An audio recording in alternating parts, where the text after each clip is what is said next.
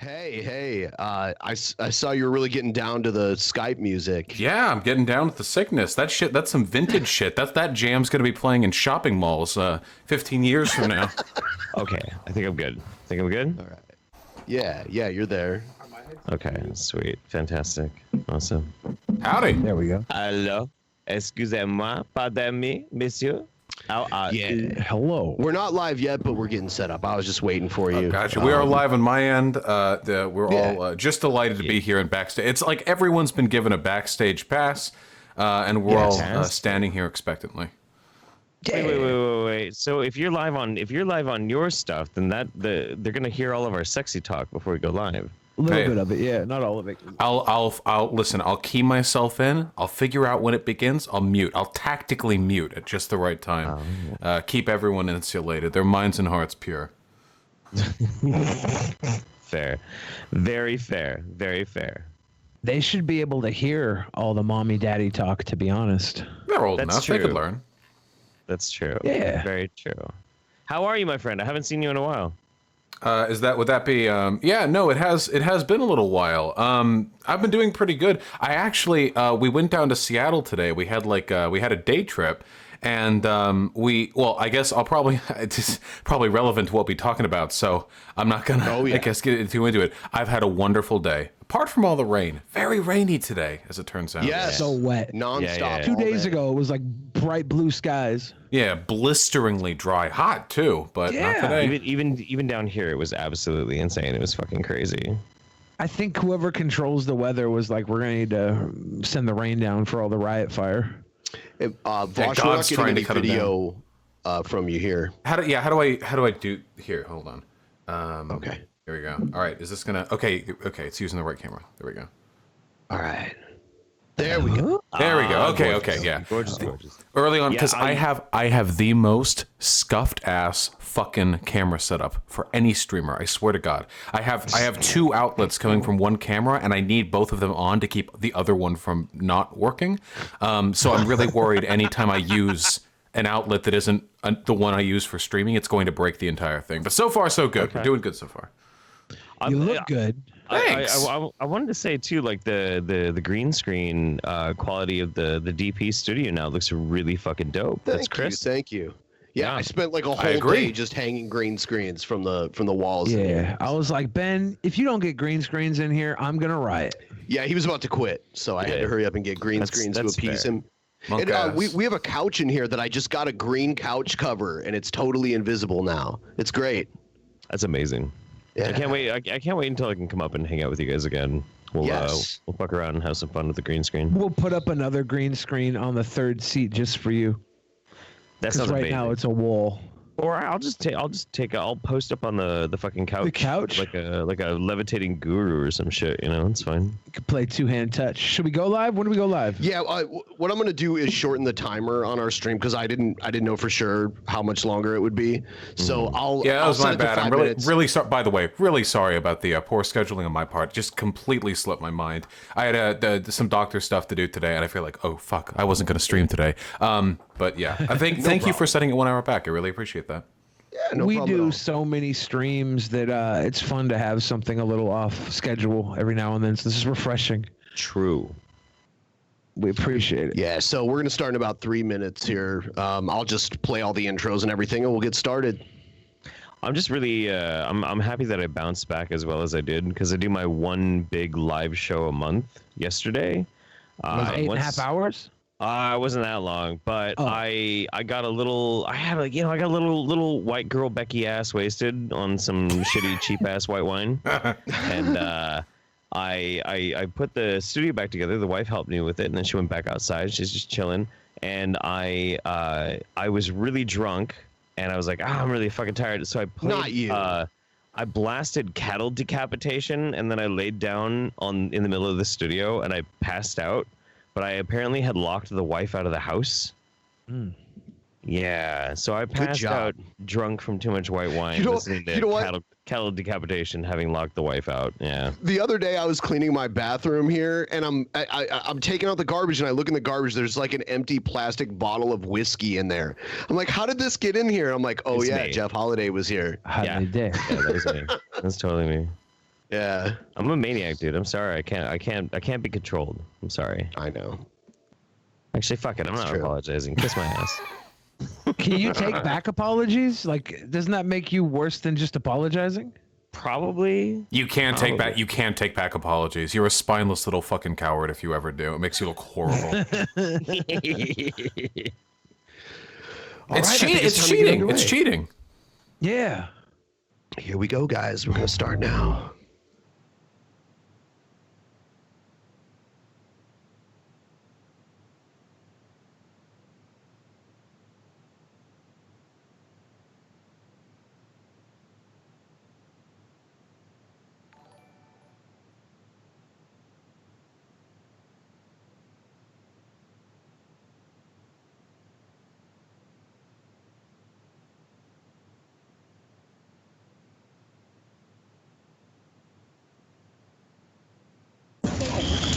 Billy Fridge posted on Twitter that he's starting the fires.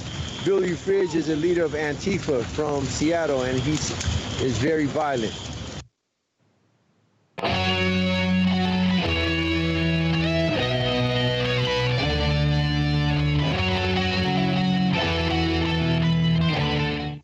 In the beginning, there was nothing. And then there was the Drunken Peasants Podcast. Say, man, you got a joint? No, not on me, man. I don't have facts to back this up. It'd be a lot cooler if you did. That's true. Sometimes I cry. Lick my butthole, he laughed. From the strangest corners of the internet, here to bring you opinions of the world from an altered perspective. Here are your hosts, the Drunken Peasants. Hello, everybody. Welcome to the Drunken Peasants Podcast. This is episode 732. Do it live. And tonight we are joined by Bosch and Jeff Holiday. Welcome back, guys. Well, Howdy. I'm glad that Billy the Fridge has finally embraced him. As Something happened with your volume. I think Jeff. the CIA is muting him because he's perpetuating lies about me. Uh-oh. The deep state. Jack's coming after you. He took Yeah. down Trump, and now he's taking you down. my God, is mine? Does anyone else hear that? How his volume dropped a lot? Yeah, it's Jeff's pretty volume's quiet. very low. Okay, all right. Just want to make sure it wasn't only me. It's very low, and it's disturbingly low because I wanted He to was hear what patting he had to himself say. on the back for recovering from drunkenness. I do we- was. Am I super quiet still? Oh, it's picking up No, a little. that's It's better. better. Okay. It's better. It could even be a little louder. Okay. Before the stream, I made Jeff aware that Mama JF has a channel now. OnlyFans? I'm so excited. I'm so fucking excited. I gotta be honest with you. Like I cannot wait to be entranced in a world of learning the deep Mama JF lore. Holy fucking shit, man. Yep. I'm very excited. She does a deep dive on herself, which is great. It's what I always wanted. Like that's the thing that like okay. Mama JF in and of herself is a fascinating character, right? First of all, somebody who would be willing to try and copulate with that weird greasy little fucking goblin that is JF Gary Epi. But also somebody that's so fervently obsessed with him that they would tag a fucking government building. Allegedly.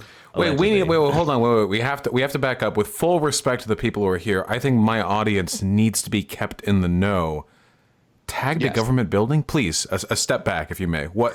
Fill us in. Okay, so about 3-ish years ago, when Warski Live was a big stream on YouTube, when JF and Andy Warski were hosting the stream together, it was becoming very popular. There was a news report about how someone had put graffiti all over downtown Montreal saying things like JF Gariepi is the king or save Richard Spencer. A lot of stuff about various alt-right figures. Hail Warski. Yeah.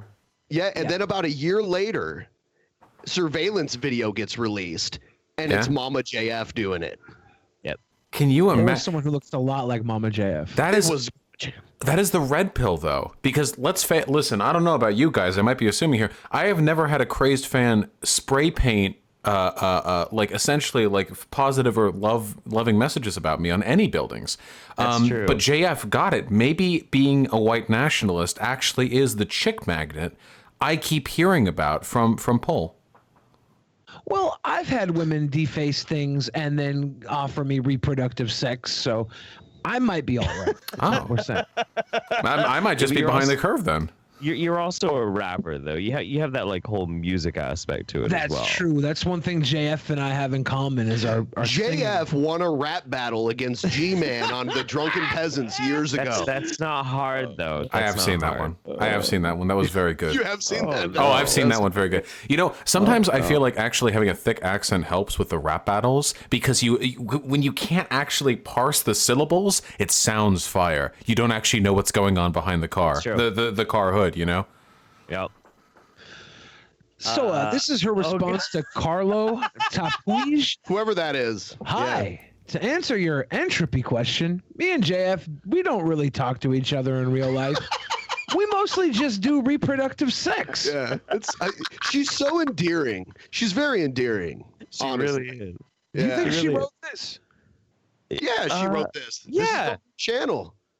I mean, well, look, I there's no reason for me to think that Mama JF wouldn't write this. You know, right. Like that would be so sad though if JF was the one who wrote it. Think like that's the cope in his head. Like I have to distance myself from this woman. So he goes on. He pretends like, what's the coolest thing that I could write from her perspective? I don't talk. We don't talk. We don't share cooties. We just try to make babies. Like if it's coming from him, it's actually so much worse. Honestly, you can't really get much worse because they've been together for what, like a year and a half now? I think even longer than that. Yeah, and if they've been together for like a year and a half, and the only time they really have any interaction with each other is for reproductive sex, and it hasn't taken yet, I wouldn't be bragging about that. How do we know that it hasn't taken yet? I mean, people. I took a look into Vosh's chat, and I see a lot of people asking who JF is, but I'm pretty sure you had a conversation with him recently. Yeah, they're fake fans. Don't listen to them. I had a fucking full-on debate. I did research beforehand. These motherfuckers don't know who JF is. I don't know what to say. Yeah, okay. JF Gariepi. He lives on the garbage island. So Vosh, you said that you were going to tell us a little bit about your day once we went live. Oh sure, yeah. Oh yeah. Okay, we can dedicate 40 minutes to that. I love talking about my day. So okay, I had some doctor stuff. I don't know if you've noticed. It's a very well kept secret. I have some giant fucking keloids in my earlobes. Just some giant motherfucking. It's like non-cancerous scar tissue that keeps growing and never stops hurting. It's great. And I've been looking around. I've been doctor shopping and. Obviously, like all the great doctors are in like downtown Seattle, or at least in that vicinity. So we decided to take a day trip. So we left early, we drove around, and we knew also, of course, that the protests were going on, and we were interested in seeing like how that would be made manifest in downtown Seattle, which is just a beautiful part of the world. We went around, we had our fun, we went to some doctor's offices, talked to some people, but. After we were done with that, we got some pizza. What was the pizza place? Rocco's. Holy shit, Rocco's. Do you know that place? Really? I do now. It was so good. It was so fucking good. That sounds good. Baked potato pizza. I don't know. What? I don't know. Okay. No. The greasiest thing I ever ate. Fucking delicious though. So this is on 2nd. This is down near where the rendezvous was. So I think this is pretty new. I haven't heard of Rocco's before. I mean, it's the first time. It's the first time I've ever been there. I only go to like downtown every now and again. I would have to leave my house to go to downtown. Did you get the alert on your phone that the mayor called for a curfew? I did not know. Wait, why didn't I? I didn't get it either, but Billy got one on his phone. He got like the alert. Curfew at 5 p.m. The mayor in Seattle called for a curfew at 5, and then about a half hour later, the governor called in the National Guard down there. Wait, So, now I'm more like, just why didn't they tell me? Did they want me to die down there? What? Maybe it just went to people whose phone addresses were in Seattle, downtown Seattle area. Yeah, is that based on GPS yeah. or phone number? Because I don't know. Yeah, I haven't gotten into numbers since LA. Got it and sent it to me. That's pretty You know fucked what, up. Ben? I think we've been to Rocco's before. Yeah, Oh, I shit. thought we did. What On was your that? birthday. Yeah, that was on my birthday last year. Yeah. Yeah, it's near the crocodile, right? Yeah. Yeah. There's We some went to the Rocco's buildings next to it were really gay. There was like this bright pink shop right next to it, and down. It was one of those like like queer urbane suburbanite type of city blocks, which I love. I mean, Town. yeah. But anyway, Right next to Mama's. we went to the pizza place. We ordered the pizza. They said it would take 20 minutes to bake it. Okay, we'll drive around a bit. Why not? Okay. We drive out a bit, and then we think, okay, we got 10 minutes left. Let's drive back. We turn around, police barricade. The riots have restarted. I'm not joking. We try to get back there. In between us ordering the pizza and waiting for it to be cooked, the riots restarted and the protests surrounded the area. It took us we had to swerve around police barricades that were blocking off half of downtown. We did eventually manage to rescue our pizza, and it was delicious. I want to show you guys some of the craziest footage I've seen from the Seattle protest today. Sure. Mm-hmm. This clip right here is kind of mind-blowing. I'll play it and then we'll talk about it. Here it is. Okay. Yeah, I wanted to talk about this. That building that is nearby. So what this is Oh, I saw this. is that this protester on the left with the mask on pulled this rifle out of the back of a police car. Yep. And then this guy with a handgun, came up to him at gunpoint and took it away from him. Yep. This was in Seattle? I had no fucking idea. Yes. I just saw this on Reddit 5 minutes, This right is before down this started. from where you were. This guy has 2 rifles and a handgun. This is the guy that, and on the news, they're saying official story. This guy isn't a cop. Yeah, he's Blackwater. He's not fucking Blackwater. Yeah, he's That right hired there? by Amazon, no. dude. No. He's Look, hired that, by Amazon to protect their property. He's got to I'm be gonna- something. Did you see the I'm gonna blow clip? the whistle on you. I'm gonna blow the whistle on this. This is actually an Antifa super soldier. This is the No mythical way. Antifa. Our super boy. soldier. Yeah. I'm telling you, this is a super soldier, dude. He has to be something, though. I saw the full clip. He ejected the magazine and the bullet in the barrel like that, with a familiarity of the gun. That guy has to be something. He's definitely with he's a great veteran certainty- of some sort. I can with great certainty say he's on Jeff Bezos' payroll. He's down there delivering packages. Is he working? Him and Bezos and him and Bill Gates all working to put tracking agents in the vaccines? He's pushing Amazon Prime right now. He's got to bring people their packages.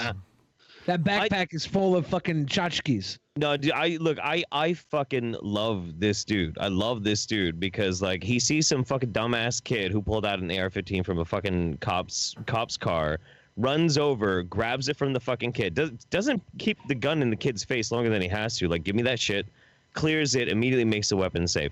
That right there is a fucking true blue gun enthusiast. That's a Second Amendment fucking lover. He didn't want that kid is. The kid is a total idiot. So Why would you want to get caught holding a police assault rifle in a crowd during a riot? Right. So I take it we are not in favor of protesters just randomly firing into masses of police. Not at all. Here in the stream. I am for it for the gram. For Instagram? As long as it's for the gram. Yeah.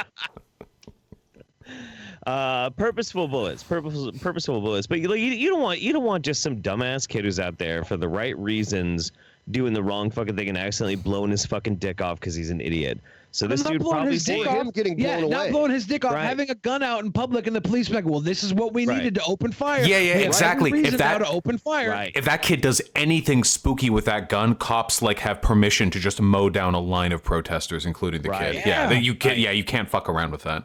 Yeah, that was Unless the it's for the dumbest gram. thing. This guy, yeah, for the gram is one thing. Because then you got all those cool RIP posts on the gram because you got everybody around you killed for the photo op. That's not lit, but It's for the gram. Maybe the gun lord over here just wants to be the one to fight the police solo. That's why it has nothing to do with keeping other people safe. It's just about taking all the guns for himself so he can Rambo his way through the rest of the protests. He's the ultimo dragon of guns. Yeah. He's like General Grievous. He adds another one to his collection every time. I just love it. He's so fucking smooth, dude. He even knows exactly where to grab it. Grabs it right on the fucking buffer tube. Right where he's gonna have like that. He knows exactly where the weight of the weapon's going to be. He grabs right behind the fucking charging handle and picks it up. He knows exactly how the weapon's gonna fucking feel. He takes it away. I love it, dude. I absolutely love it. This dude saved lives. It's because he's hired. He's private security, right? He's got to be. Somebody I think he's just a him. dude. I think he's just a former soldier, dude. I don't think it's that simple. I think he's on the payroll. You never think it's simple. It's always some convoluted conspiracy. There's probably 200 of him down there right now. Well, what did he do after? That's what matters. What did he do after? That's what we need to know. Did he take the gun and then he just I don't know, like fucked off? Or did he go behind police lines? Like, we don't know what happened after, do we? They cut the feed immediately. Yeah, right there. Right before he killed all the other protesters. They had the kid with the gun on. They had the kid with the gun on, and they were focused on him. And then this guy came in, disarmed the kid. They're like, "We're gonna cut away from this. This is just too disturbing." And then the faces of the news anchors after this happened. Yeah, because they realized, oh shit, we got one of the agents of control on camera. We weren't supposed to do that. It was just supposed to be the young black kid with the gun. Yeah, we got the fucking guy coming here disarming everybody. We filmed a dark one. That was never supposed to be there. This guy's probably been compromised now. He's gonna have he's gonna be relocated somewhere in fucking Latin America. He's going to be running death squads against union organizers in 6 months. He just cycles around the globe. Look, all I know is like I go shooting a lot in the woods with all my green neck friends. Some of them are liberals, some of them are lefties, some of them are fucking conservative. All of them are huge on fucking gun safety. Huge on gun safety. The dude moves like a vet. He moves like a vet. I think he's former military.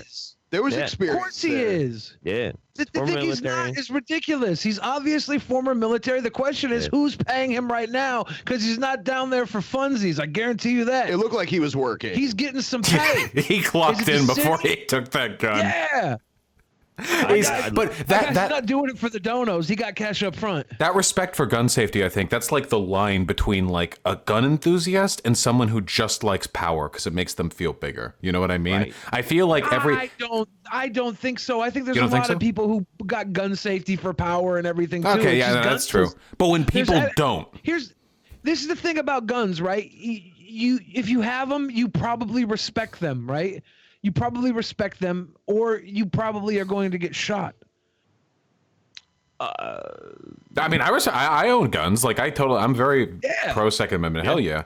I own guns. I don't respect them. I chipped my tooth with one time. Wait, with the gun or with a bullet? No, I just had the gun in my mouth. Why did you have a gun in your mouth? Because I don't respect guns. I chipped my fucking tooth. I was like, oh shit. Should have done that. Were you like cleaning it, like with your spit? I was using it to open beer bottles. I was on fucking a live stream. I was just doing it because everybody's like, "You can't handle a gun like that." I was like, "What do you mean? I don't know how to use a gun. I used to pop open a beer bottle." You know, Vosh, last summer I was in downtown Seattle and I saw this alt-right leader of an alt-right group, and I called him out and got him kicked out of an Uber. Dude, fuck you. Fuck you, dude.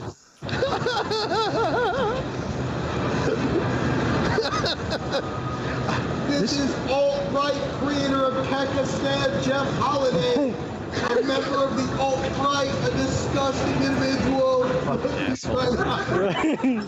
They get kicked out of an Uber because I'm yelling there on the side of the street. He's hiding now. We all see him now. What a disgusting. Wait, when did this happen? This is last year during PAC. Last September. You gotta get the cancel culture mob thrown at people really quickly. I'm pretty sure this could be done to me too. We literally have to get out of the fucking Uber. What is this? No. Oh, is it Billy the Midge? They're like, you just got us kicked out. This was highly inappropriate. I was like, this is alt-right Jeff Holiday, creator of Kekistan. Myself, Jeff Holiday, and that underage girl were all going to a party, and you ruined it. You ruined it. Wait, I have an update. I have an update from the chat. Apparently, there are people who are laying claim to the employment of the person who did the AR-15 derec. Apparently, that person was security for reporters. Oh, Okay. Cool. Which I okay. think actually makes them like double based, right? Because reporters are probably like the closest thing we have to like unambiguous heroes in this whole situation. At least some of them. I saw the video of the CNN reporter getting arrested. It's Which pretty one? fucking Him and his scary. cameraman and everything. Yeah, Because the guy played gunshots on his phone, or what? I don't know. I don't think so. Because I saw one where there was like a news reporter and he had his phone out and it was blaring gunshots on his phone. No, and this was protesters like, how could you do that at a protest? You're gonna make them think we're shooting. What No, the this fuck's was wrong with you?" CNN, like traditional CNN reporting with a cameraman and correspondent. What was this? This was the black guy who got arrested, right? And they filmed the Right. whole thing. Yeah, this is like, I know we like to like meme here, and I love the meme too. Okay, but this is like actually really fucked up. Holy shit! Just like they just they just don't want eyes in the situation. There's this comic that came out in the '90s. It was like a Warren Ellis comic called Transmetropolitan, which is about this investigative journalist. Yeah. And one of the first arcs is him like covering a like a riot police storming like a poor district in the city, and it began with them taking out all the reporters so nobody had eyes in the situation. It's such like a classic authoritarian move. It's literally like step one. It's crazy. It's fucking Did you crazy. see CNN headquarters in Atlanta got attacked too? I saw that. Yeah. Well, Fuck okay. CNN. They took Trump Tower in Chicago. The reason why that one in Atlanta got attacked, the CNN one, is because the police precinct was in the same building as CNN. Like that's why. April 16th, 2020. I saw this today. Yeah. This kind of blew my mind. Versus May 26th, 2020. 40 days and 40 nights. Yeah, the rednecks in Michigan protesting With guns. Lockdown. Yeah. Yes.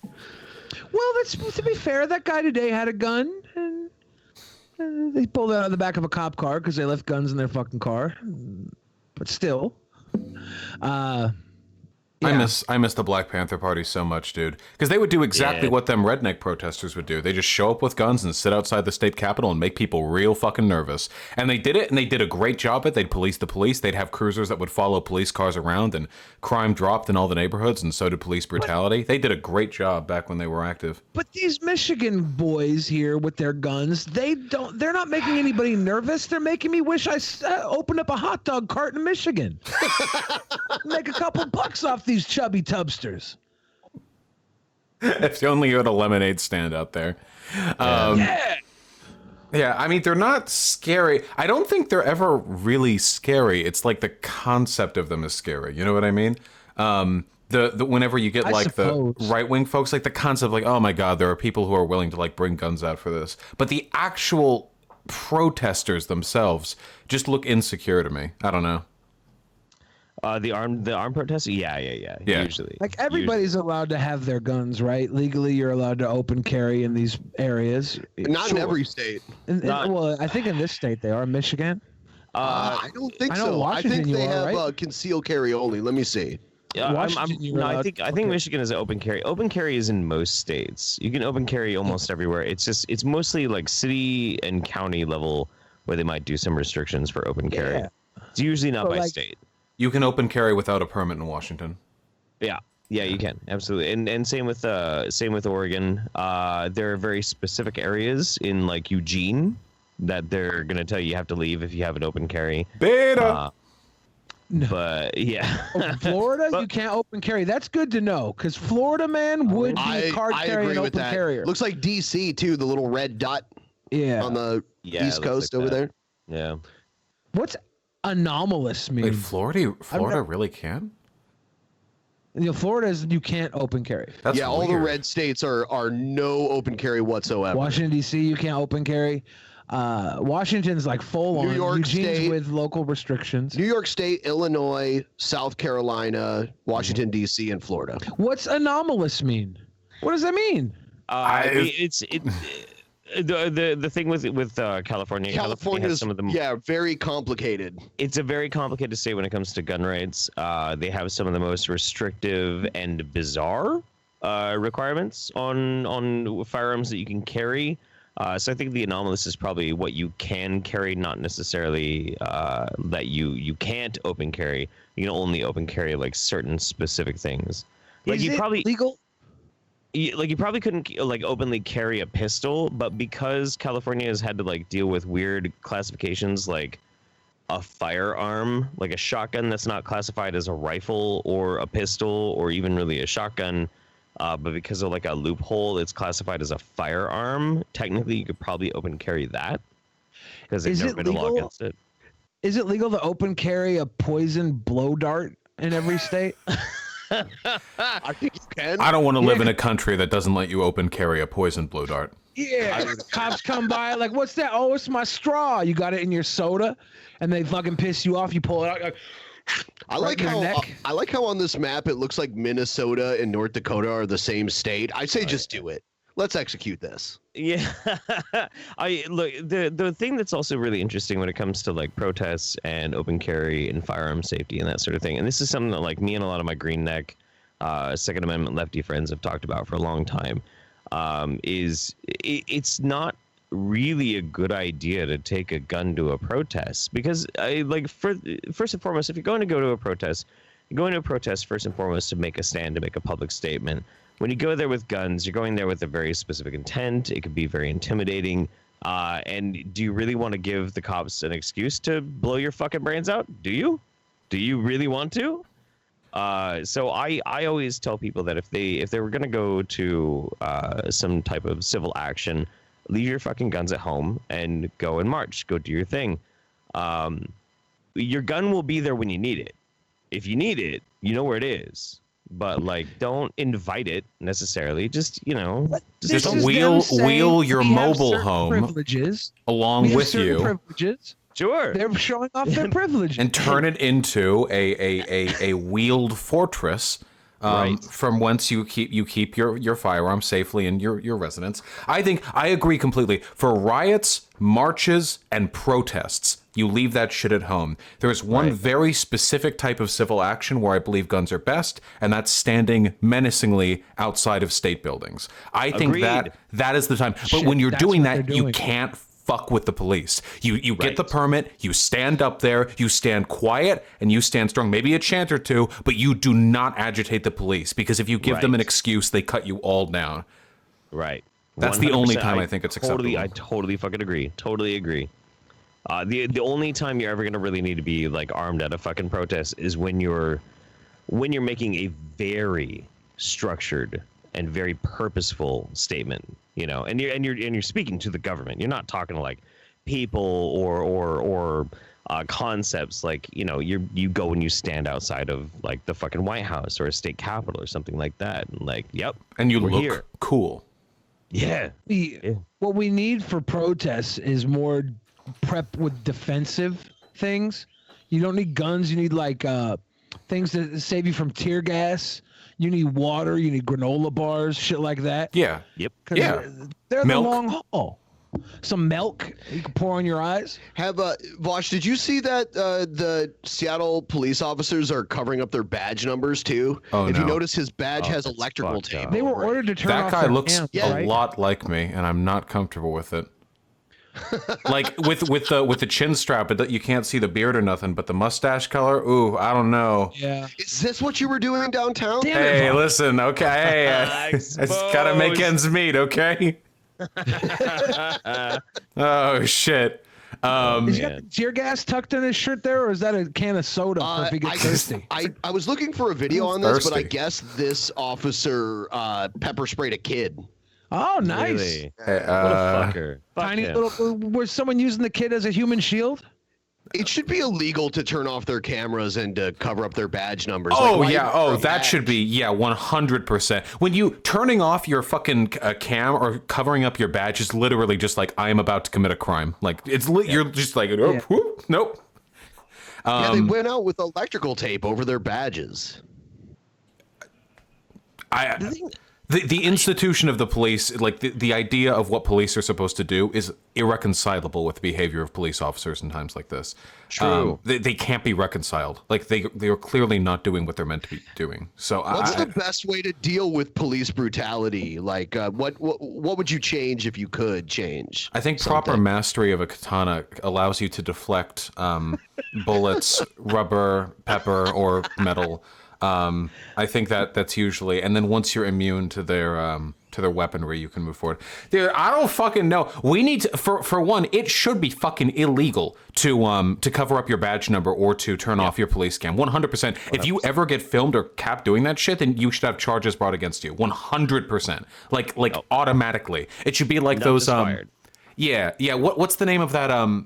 There's a type of law. I forget what the technical term is, but you don't need to be tried in court to be convicted of it. It's like it's an immediate, like, if you do it, like, you're just done.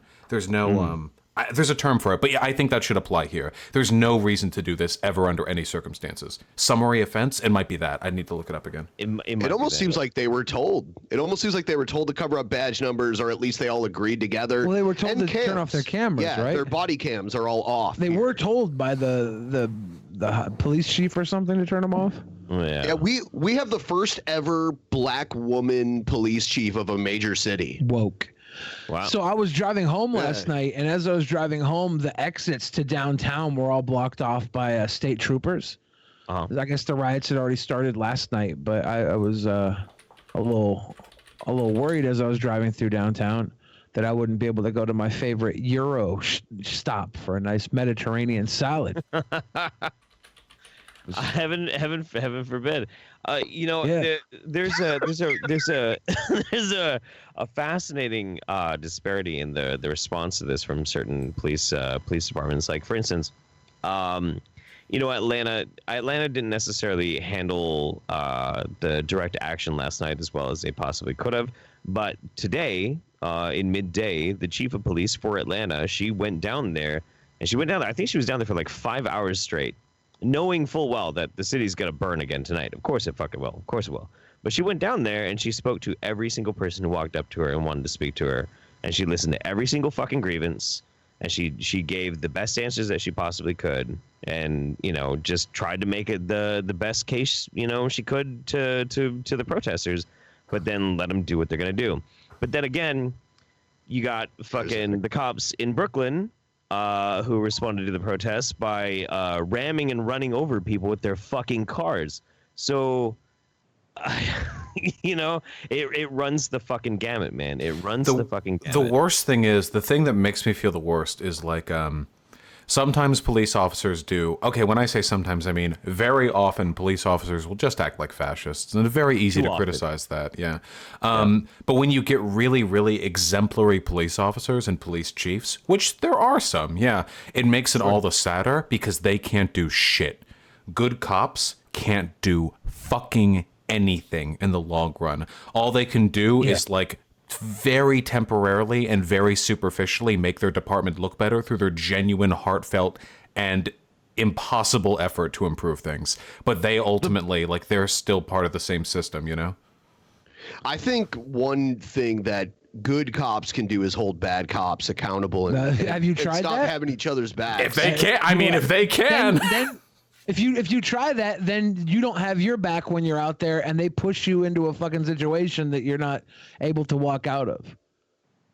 The bad guys will take out their own if they need to protect their own ass. Back when I was a cop, I did notice they would do that a lot. Yeah.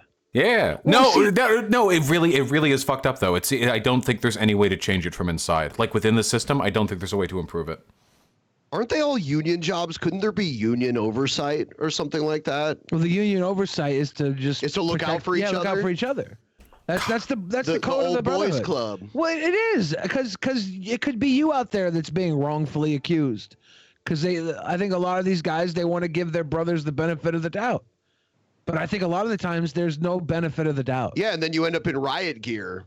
Yep. Cop unions are fucking insane. To paraphrase a tweet, like, teachers unions don't all come to the back of teachers who are found to be like raping kids or something. Like other unions don't work this way. Are they even unions? Like they do a very specific thing. They are union. I think most of them are union. Yeah. But they act like, I feel like unions are generally like, let's collectively bargain to ensure that we're being treated appropriately. Cop units are more interested in insulating their members from any responsibility for their actions. That's what they do better than anybody else, I guess. There's a very Not better than the Catholics. I think one of the things that you have to like keep in mind when you're talking about cop culture is depending on the city that you're speaking of, is whether or not the culture of being a cop or the culture of the city is going to be more predominant in the officers that police there.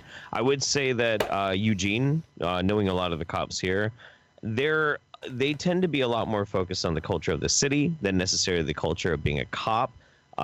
In that way, they tend to be a little bit more understanding and chill with things like civil disruption or, people just having very strange outlets.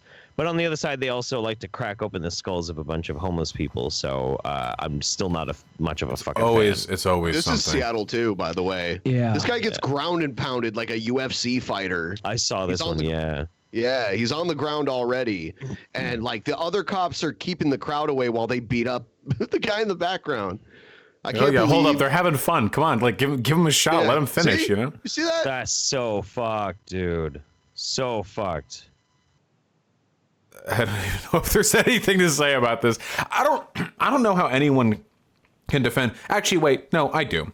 The reason why after 9/11, the reason why there was so much gusto for the invasion of Iraq, and the reason why so many people signed up was because we collectively, as a society, and specifically in military training, taught people to think of Arabs as subhuman. We very specifically got people in that mindset, and I think that cops live with that mindset 24/7 for the people that they police, and the people who defend police project that mindset onto the people that the police attack. Like, oh, the police are beating the fuck out of that guy. That guy's probably a fucking piece of shit.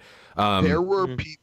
I've seen after doing this show for so long that there are people who will unconditionally defend the police no matter what they do. No matter what. It's anything. Yeah.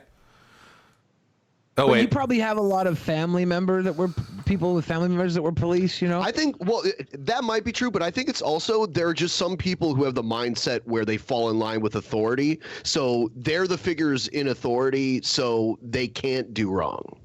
I think that happens. And they hope one day they'll be in that position, and then they'll be the person who can't do wrong. Yeah. The authoritarian personality type is very submissive. It's kind of like someday I'll be a millionaire. Maybe it's kind of that same. Maybe they're so comfortable in their life that they don't feel like they'll ever be on the wrong side of the police.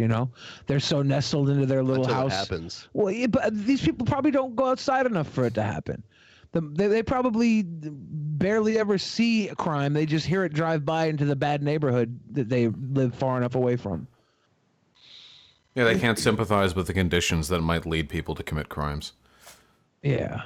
Sure. I mean, it's opening your heart up to empathy and understanding why somebody might make those choices, But at the same time, you can also do the same thing with police.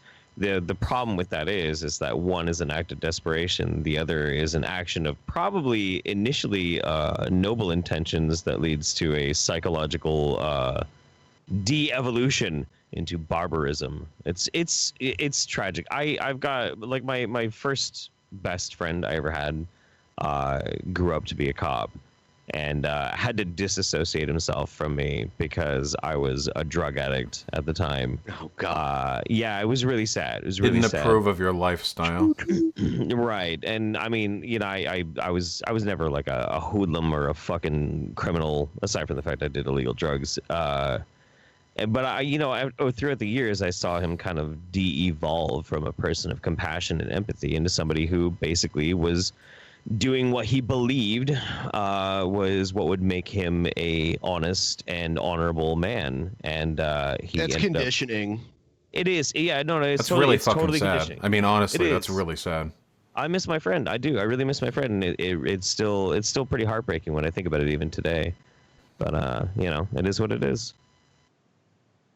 This is hey, so I'm gonna pull the mood. I'm gonna pull that string right back up. I had a community resource officer back when I was in middle school or something. I don't know. My first interaction with a cop. Dude was a real hard ass. Anyway, he was the DARE officer. You remember DARE, right? Oh yeah. Yeah. The whole 9 yards. Anyway, I graduate and I go to high school and I graduate that too. And I come back to my hometown after college and I realize what happened to this guy, Motherfucker got drunk, white girl wasted, and drove into a house, residential house, off the street, off the sidewalk, off the lawn. House. Put his car inside the house. Inside, yeah. I dare you to drive into that house. Yeah. He entered, he entered the abode. He's not the community resource officer anymore. I don't know. I wonder what he's doing these days. I don't think he hurt anyone. Probably white girls while they're wasted. Oh my God. Wow. All right. Actually, there's this video. When I lived in New Mexico like 10 years ago, there was this surveillance video that came out of a cop banging a woman on the hood of his patrol car. Oh yeah. And he didn't get fired, and now he's got like a promotion. Yeah. Was she a prostitute? No. Okay. But did he fuck good? Remember the picture? There's like a little dog in it. Yeah, I remember the little dog. Yeah, hold on, I'll pull up the picture because it's censored. I'm just saying, like, maybe he got the promotion because he fucks good. I don't know. I don't think she has anything to do with promotions in that department. Police do. They do crazy fucking shit because there are tons of stories of like women getting pulled over for traffic stops and getting like raped during the feel up or something like that. You know? Yeah. I don't know. Yeah, that is happening quite a bit. Where's the picture of it? Because it's hilarious because there's like a little dog. Oh. And your little dog too. That's just the story, but there's not the picture in that one. New York Daily News. Oh, it looks like he... Oh, yeah. Here's the picture. It's very edited, but there's a little dog in the lower left-hand corner of it. It's like, why was a dog there? Well, they can't let it run off. It's not a dog. You gotta keep it on the leash, man. Was it in the news story? Was it said rape or was it like sex? It was sex. Yeah, they were just fucking. Damn. A kinky cop in New Mexico who was caught having sex with a woman in the hood of a car has been fired. A decorated 8-year-old veteran, unidentified woman. Huh. Now he's a higher-ranking cop. I didn't think he had gotten fired, but I guess he did. But I've looked back on this, and now he's a higher-ranking law enforcement. Look at this bullshit. The firing came days after Santa Fe County public officials said they wouldn't charge him with a crime because the two were not in public view. Fuck off! If I fucked anyone in the hood of a fucking car and got caught on video doing it, I would be in a cell right now. Do you think so? Bullshit. Yeah, they're actually pretty lenient with public fucking if it's not like lewd and in front of actual people. Listen, down here it says the only witness to the rendezvous was a tiny chihuahua who can be seen standing behind Lopez in one of the photos. This is my trauma, okay? Because when I was in high school and I had nowhere to fuck but my mom's car, I'd be like, oh, I'm gonna go drive around for a bit, When I had nowhere else to fuck, one time, cutie pie or whatever, I was maybe gonna bone, but we were together in the car. We were just parked in a residential neighborhood. We were just talking, like fully clothed. We were chilling. We were having a great time, okay? Yeah. We were literally just sitting next to each other in the driver and the passenger seat, just chatting. Been there for 15 minutes. When the cop car slowly rolls up, the light of the flashlight shines by on the loudspeaker at 8:30 p.m. in a residential neighborhood. What are you two doing in there? Holy fuck! These fucking tyrants! Did that not just turn her on? Like, I think that cop was being a wingman. Well, after we fucked out, we went to another place, and then we did fuck. So maybe that did help. Yeah, maybe he was. Yeah, he was saying like, "Come on, like, get it over with," Like, he's been watching from across the street for 15 minutes. He's tired of watching you do heavy petting. Yeah, he's like moving along now. I'm gonna take the radical political position of that. As long as everybody's consenting, nobody should be penalized for getting some sex, getting some good healthy sex. No, I disagree. I think no sex should be consensual. I think you should have to get a permit to lose your virginity. Okay. And once you've lost your virginity, you have to earn the second fuck by giving yourself to somebody who's also a virgin. That way we don't have incels anymore. And no more mass shootings. Inventive. Okay. Yeah, that might fix it. Yeah. Just an idea. What if we guys. what if we just have regulation a on what it. if we just have like a cum vat? Everyone it'll be like rolling on the back of a truck, and everyone just they contribute the nut, and then just like you can swim in it if you want if you're looking for a kid. But the actual act of My fucking God. of intercourse has been abolished from society. Frankly, I think getting rid of sex would solve a lot of social issues. I think personally, in my humble opinion, something maybe we can consider it down the line. We're not ready for this conversation yet. You know, I respect where you're coming from, but honestly, like, if it takes a few mass shootings so that we can all enjoy some pleasurable sex, like, It's the price of freedom. Look, it's the price of freedom, and look, I've had some great sex. Like, I wouldn't mind some collateral damage to innocent people. What if it was your fuck that did it? Like if you hadn't fucked that one chick back in like 2017 or when did the Sandy Hook happen? If you hadn't fucked that one chick, like all those kids, She didn't fuck the entire Sandy Hook class. Oh my God. Why'd you do that, Jeff? They had to go in and shoot them all down afterwards. Fucking damn it, Billy. I know. He always goes there. Okay. He always goes there. No, if you criminalize sex, only criminals will have sex. And that's not fair to us honest people. It's not fair. Fucking MS-13 is the only one left. Hot. Oh, wow. So right. Vosh, Yeah. I'd like to hear.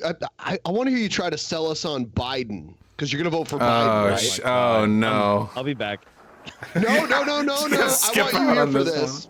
I want you here for this. So Jeff Holiday is convinced. I'm not saying I know that he's wrong. I just think he's wrong. He thinks Hillary Clinton is going to be Joe Biden's secret running mate. Well, I thought I was convinced that I was wrong because the Amy Globulus is supposed to be the VP pick. But then like Klobuchar. Oh. But no, Amy Globulus. Yeah, she's gonna lay eggs in all the throats, esophagus of the people in the Senate, and they're gonna hatch open and replace them. Speaking of replacing sex, brood eggs.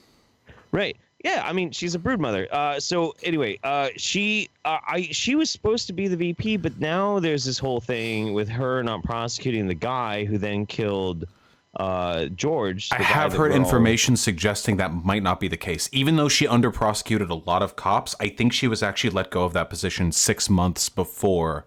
That's what I heard. That specific case. But I misheard that as well. I'm not entirely sure. I was under the impression that she was already like in the Senate when that whole thing was happening or something like that. But the thing is, like, when it comes to politics, there's what's real and then there's what's reported. So like it's already starting to catch a lot of momentum. So it's possible that she doesn't get the VP nod, and then they bring Hill Dog out of cryogenic stasis, and then here we go. Yeah, I mean, just give us Michelle Obama, I thought she would be the best pick, even though I don't think she's qualified. She's probably more qualified than Donald Trump, right? Well, did you have to qualified?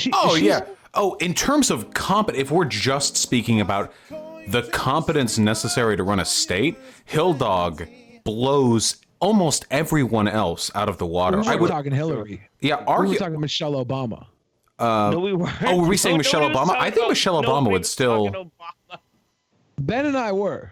Yeah, we were. Sorry for the misunderstanding. We slid out of your DMs. We were talking about Michelle Obama being the best choice. Oh, sorry. Biden was just echoing in my head. That's all I heard. So I'm catching up now. Sorry. Okay, I'm being brought back to the present moment. It's all good.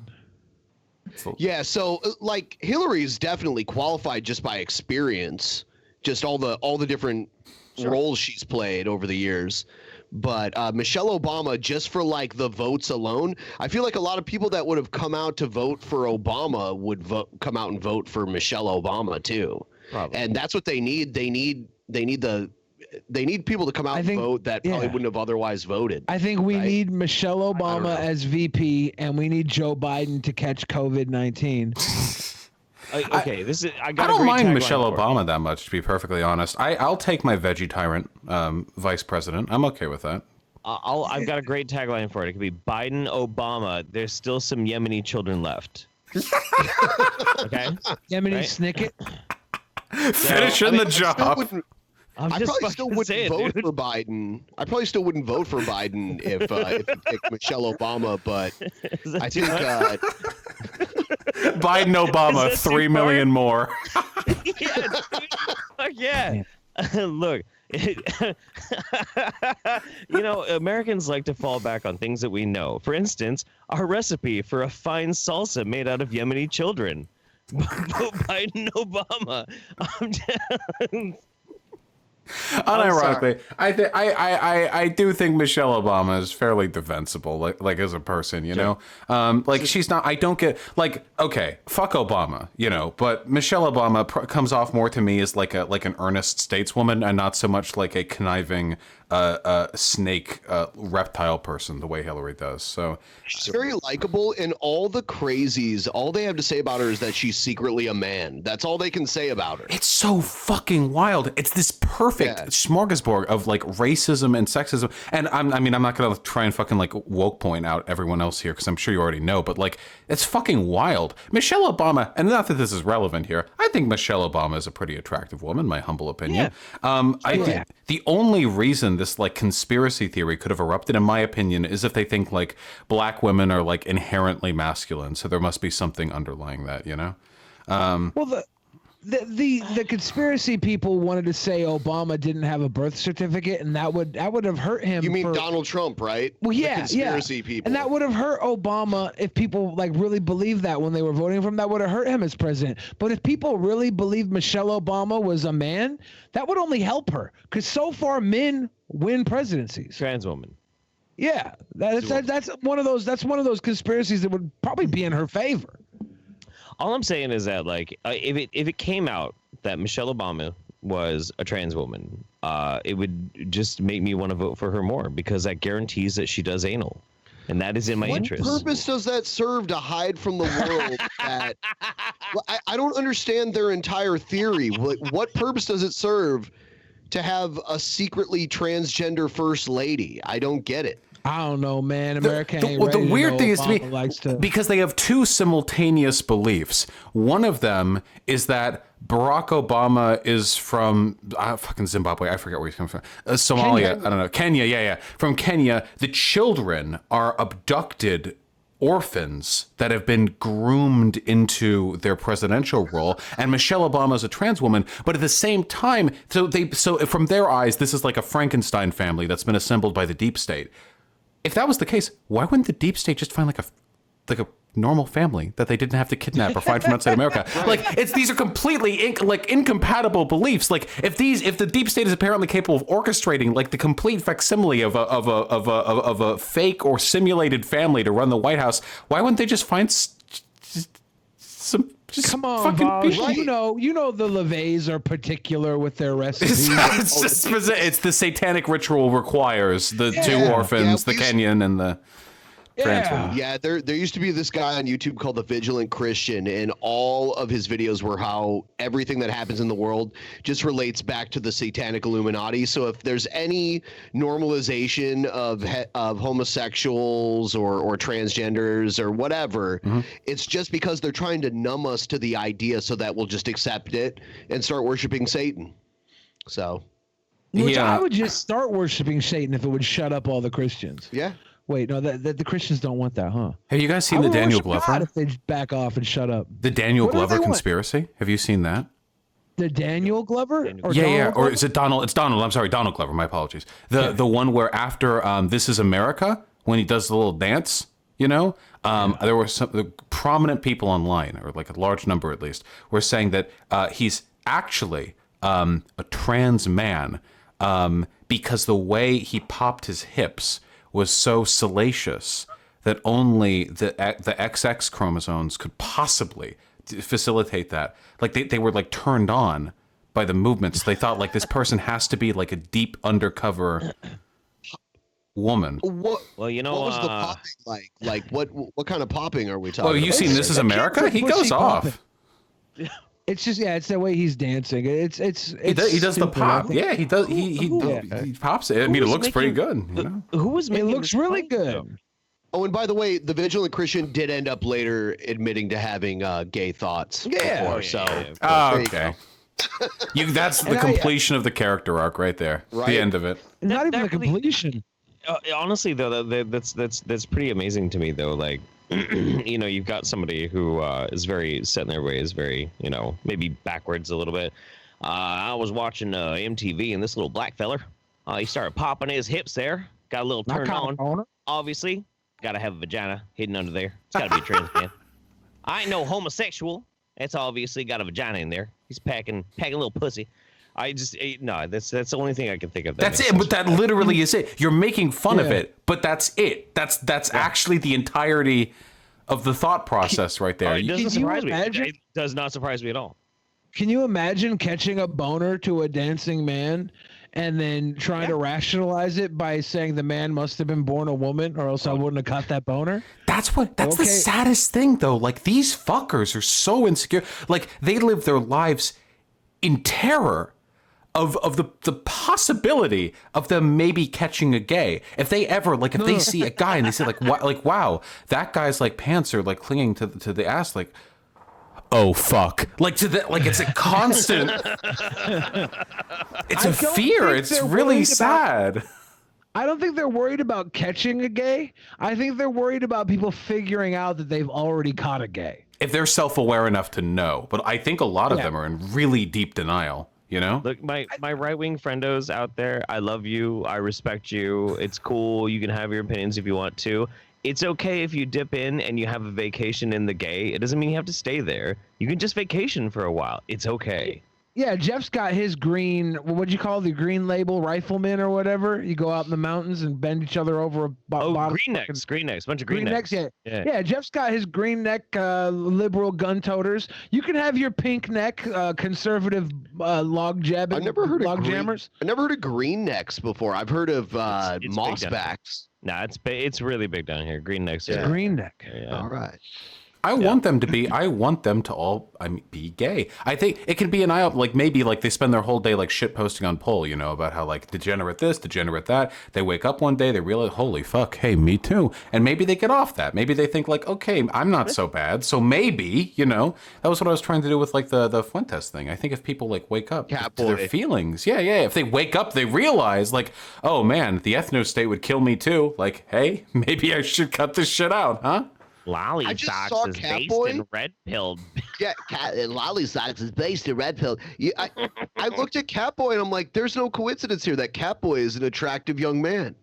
There's no way. It's very young, robust, in proximity to a number of Bad Dragon Chance XL horse dongs. Yeah. Yeah. I don't know. Like, got a whole zoo full of animal dicks. Right. But who's the top? And we've actually debated this.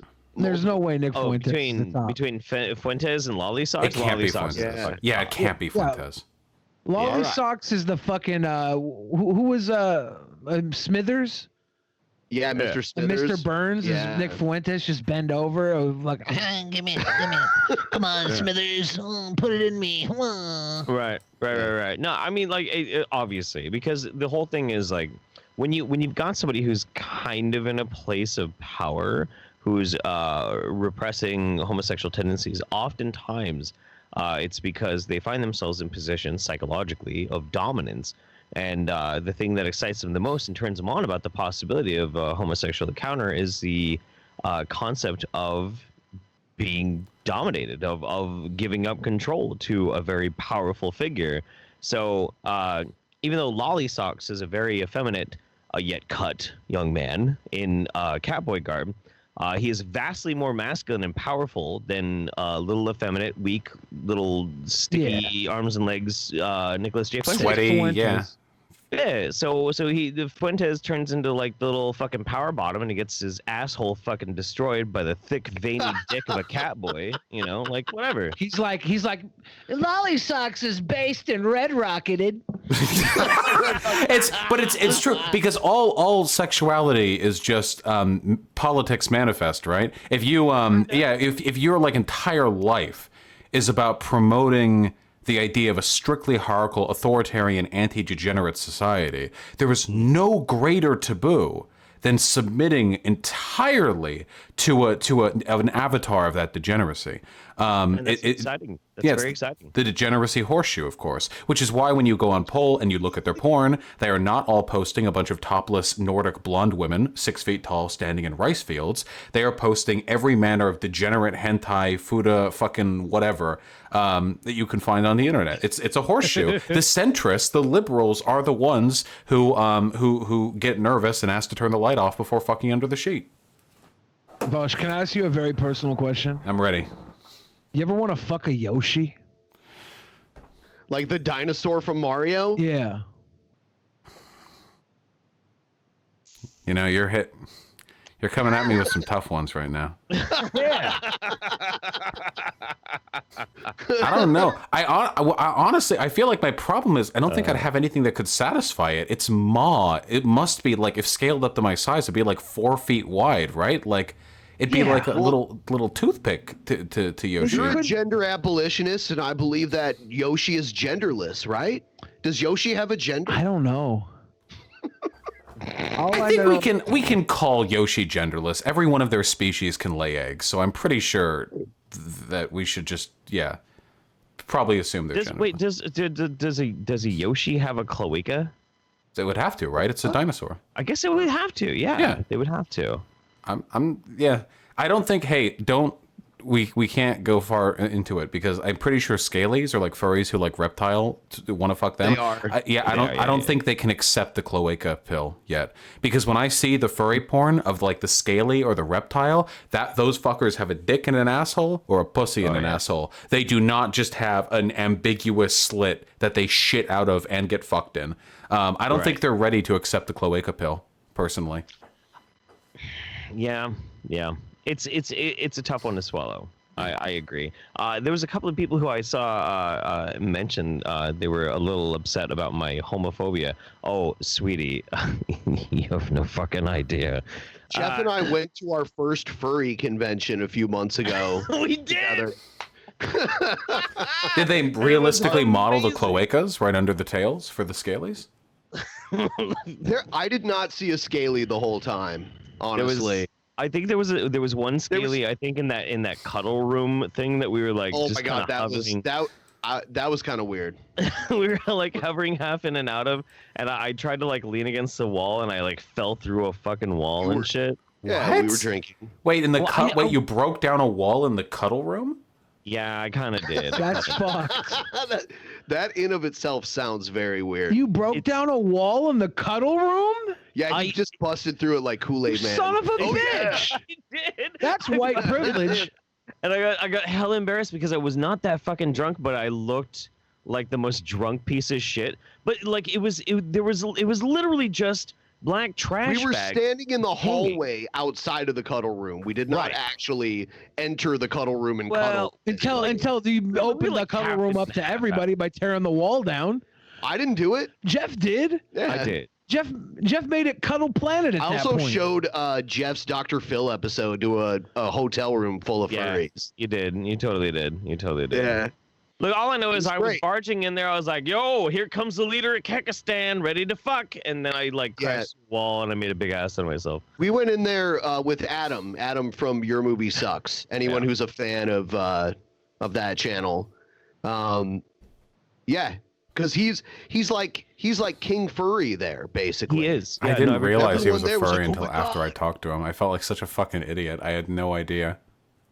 He's such a fucking gem, and he's got the most positive and hilarious energy when you go to a fucking furry convention, because he's like, you're never gonna see something that's more cringe than this, but everybody is so fucking wholesome, you're gonna love it. And he was right.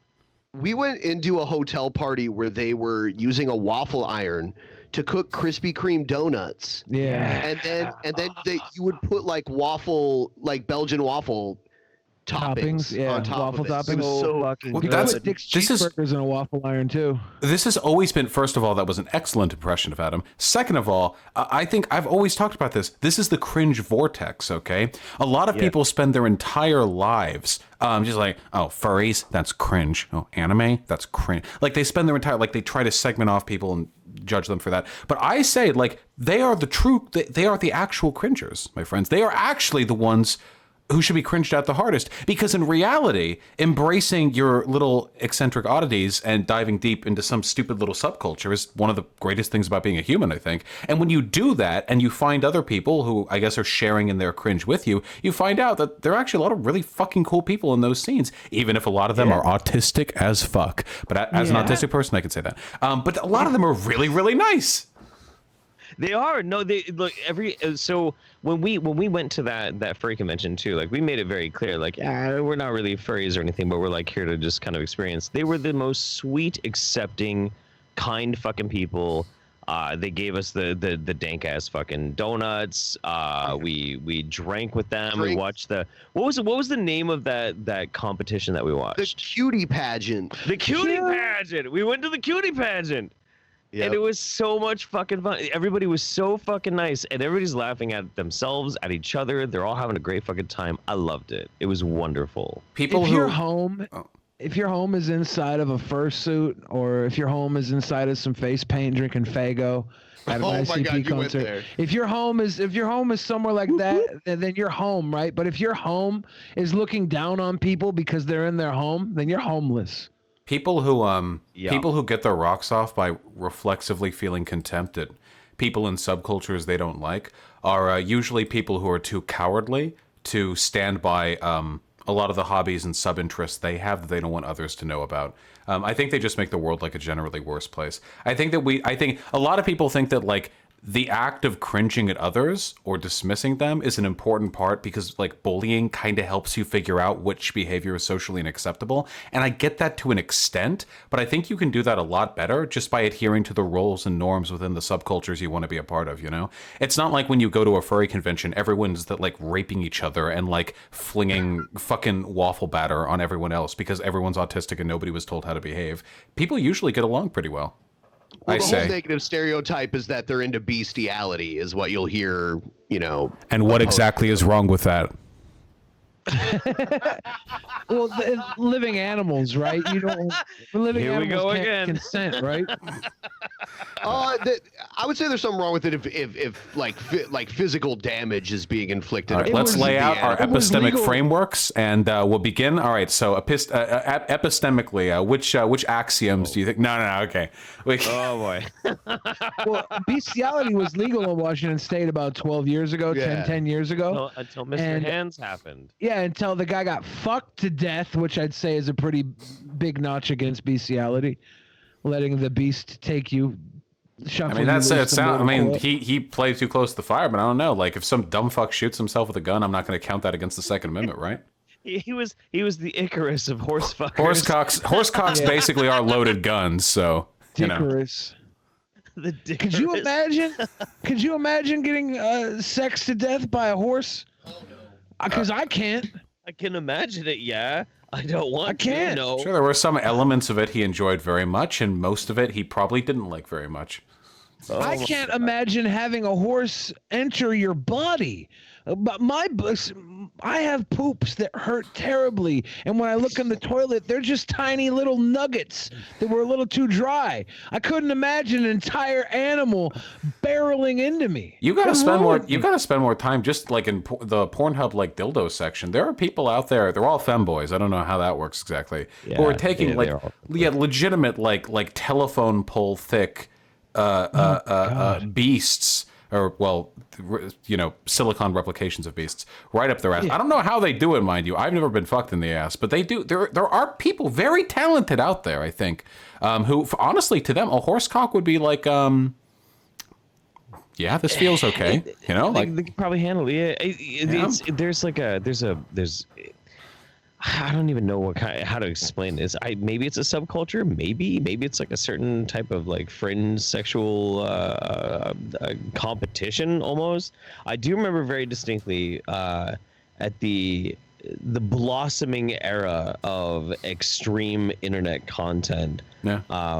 Maybe 2003 or so. LimeWire. Yeah. I found a video of a woman who got head, by which her vagina was so stretched out that a bald man who had greased up his I was seeing this fucking video. Put his you're bringing entire me back. head Yeah, inside her vagina. There was this girl. amazing. There was this girl I went to high school with, and I remember seeing her in a porno video getting railed by that guy, and I was like, "Oh my god, she got banged by a head dude. That's terrible, poor girl." Oh no! But it wasn't his head. It was just him doing regular stuff to her. But I was like, "Oh." That must be incredible for people with an Oedipus complex, though. The idea of just crawling back up. That must be, Birtherism. yeah. Yeah. I remember I saw this pretty recently. This wasn't Didn't any you guys play a video years ago of a guy trying to shit in a field who was getting chases by a horny horse or something? Yes. Years ago on this show with the guys who used to host this show with me, we watched a video of a guy trying to poop in a field where a horse came up and like raped him, essentially. That's rough. Yeah. You know what I say? You know what I say to horse? You know we what I need say to laws horse against bestiality, but not for the animals. We need it for the humans. We need to protect ourselves against these amorous equines. Rapist fucking animals, especially dolphins. It was a horse with a big old heart on chasing this dude down. I don't know why he was in a field with his pants down. Taking a shit. I guess maybe that's the only explanation, or I don't know. Miura tried to warn us in his seminal masterpiece, Berserk. The rape horse truly is the greatest enemy of society. We got any berserkers in here? Listen, what I was gonna say is, God, I feel like I told this story recently. I hope it wasn't the last time I was on here. But there was I saw some fucking gif of a woman taking some preposterously large dildo up her ass, and I thought, this is impressive. I don't necessarily get off to this, but I respect the effort. Let's what else? Perhaps maybe a bowling ball. Like what can we find?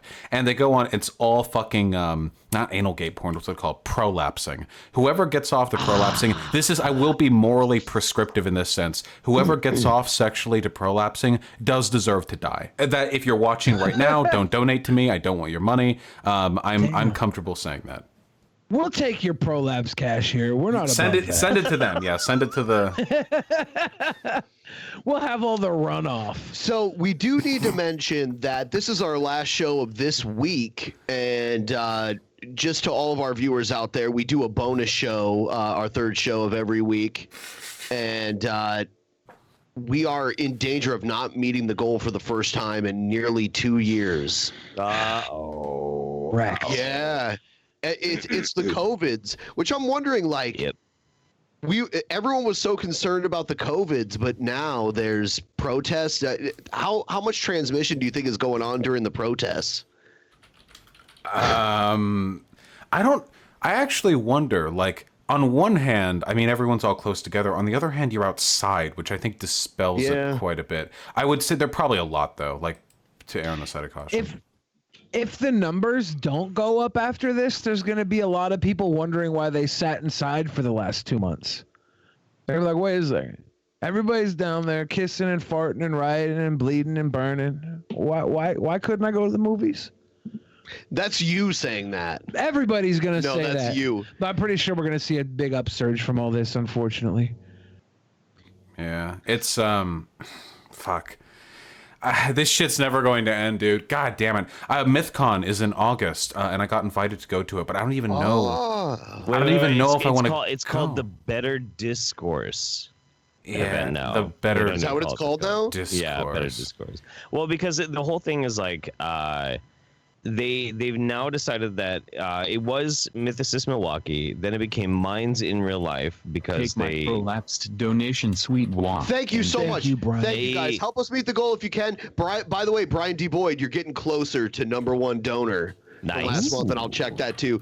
You know what though? We were gonna have a DP meetup. The same week of PAX West, and now we can't.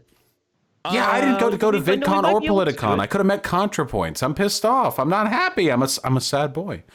We'll make it up to you. I'm trying. You come to our meetup once everything's free, and then we'll make it better than VidCon, MythCon, or any of those cons. It's the greatest con ever. We'll make you a chair it'd be your chair if you want to come. We'll just have your own chair. I'm a little sad. You have your own chair too. I'm a little we'll make sad you guys your own chairs. I don't trust your fucking whatever chair you'd make for me. Fuck We're gonna you. make No. you your own chairs. I'll bring my own chair. I was a little sad that VidCon didn't happen because there was There was a drama streamer that was going to be there this year, and I was really looking forward to like punching that fucking kid in the face. Wait, which one? It doesn't matter. I'm not going to say who. Oh, it no, was. okay. I want to talk about it. No, I'm not going to say who it was. I'm just going to leave it like as an say the amorphous. first initial of their name and then what their name rhymes with. No. Come not on. Gonna do that. No, not going to do Is that. it V? Can we do charades? No. Gosh? No. What? No. No. See, it's fine. I'm gonna start naming people. Nobody wants to punch me. I'm very well loved in the YouTube Hey, Jeff, community. has Vosh seen your Dave Rubin video? Oh no. Oh wow. I don't think so. Vibes from my balls, especially to Jeff. Hey. Jeff has this really cringy video of him and Dave Rubin. It's hilarious. Do you have a copy of it, Billy? I don't. Good. It doesn't exist then. You gonna send it to me? I'll send it to you. Send it to me on Discord. That's the easiest way. Okay. Jeff also has a video with Michael McCrudden where they were in a bar together talking about. Who the fuck is Michael McCrudden? He's Before They Were Stars guy. Who the what? Okay. Wasn't that not you? Never mind. We're doing our Wrong Tim Jeff. Allen. We're doing our Tim impression here. Yeah, I have it down to a science at this point. yeah. Yours is better than mine. Yeah. We should still try and get. Start low and end high. We should still try and get. Albo. Tim Allen is very conservative. I'm trying. He's very conservative, but he was arrested for cocaine possession. Oh, yeah, Tim Allen's a fucking cunt. But the show was good. Home Improvement was fun. I know there were Zoomers in my chat who have probably never seen Home Improvement, but that shit was that was good. I think that was good, right? Berserk reference. Do you like 40K too? In 1431 today Joan of Arc was burned at the stake. Also in 1539 Hernando de Soto landed in Florida with 600 soldiers in search of gold. Wow, we're getting educated here. Yeah, we learned some stuff from that. Do you guys like 40K? I love 40K. Dude, I've got fucking KO stars tattooed on both my fucking forearms. All right. Fuck yeah. I'm still painting my my little Skitari fucking Dune Strider over here. Oh, dope. Play BattleTech? Didn't you guys play BattleTech ever? Yeah. I have not. BattleTech was cool. There was a bow and arrow attack at the protest in Utah. This is my girlfriend's. Dwarves. There was. That's pretty cool. Oh, damn. I used to have a huge collection of miniatures. Speaking of miniatures. Oh, you want to talk about actual maniacs? Yeah, today and tomorrow are the last days, Patreons, to get in and get your hands. Yeah, we're selling a line of miniature toys on the greatest miniature ever created. Sticky Bill fridge. A little Sticky Bill. Yeah, I'm trying to find the picture. I don't know why I'm calling them sticky. They're not going to be sticky. No, they're not going to be. They're like muscle figures, if anyone's familiar with muscle figures from the late 80s. Get your toys, boys and girls. Like I think a lot of people already have, though. We had so many new signups because people just wanted to get these and put them in places that are perfectly fine to put them. Thank you for like getting their the plug-in, by the way. Oh, did you know we were accused of being racist? Yeah, that makes sense. I mean, I feel like everyone gets accused of being racist. I get accused of being racist. I don't know what the fuck I need to do to avoid that accusation. I feel like I'm already doing it, but what would you do to get called racist? Billy, you tell the story the best. Yeah. Okay, so we were live streaming with Ice Poseidon and Sam Pepper, two live stream YouTubers. We've been with them for, I don't know, maybe 10, 15 minutes on Capitol Hill. And they were going around live asking all these people like where to get their hair cut. And they started asking questions like, where are the black barber shops? And then a woman was like, you can't ask that. And then I think Sam Pepper came in and goes, how many genders are there? Because like she was getting triggered, and that's and Vosh would say none. Wow. Yeah, yeah, absolutely. It's none or all of them. It's the only two answers.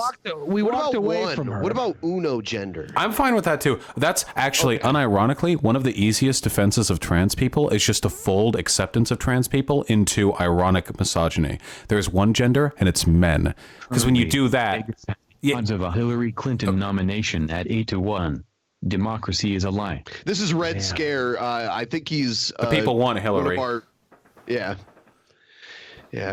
8-1 for Hillary to get the Champion of nom the as people. vice president or president. So the problem with this is that the actual perpetrators that were doing the stuff that could be interpreted as racist are the little guys in the lower right-hand corner of this picture, and me and Billy happen to be the largest picture, and we just were walking around while they happened to do this. And I'm pretty well known in Seattle, so like people are gonna beat his ass. People saw me, and they're here saying that people were being transphobic and racist, and they all like came after me. And Ben likes to bring this up every time, every time he can, because he's sick in the head. Yeah, a little bit.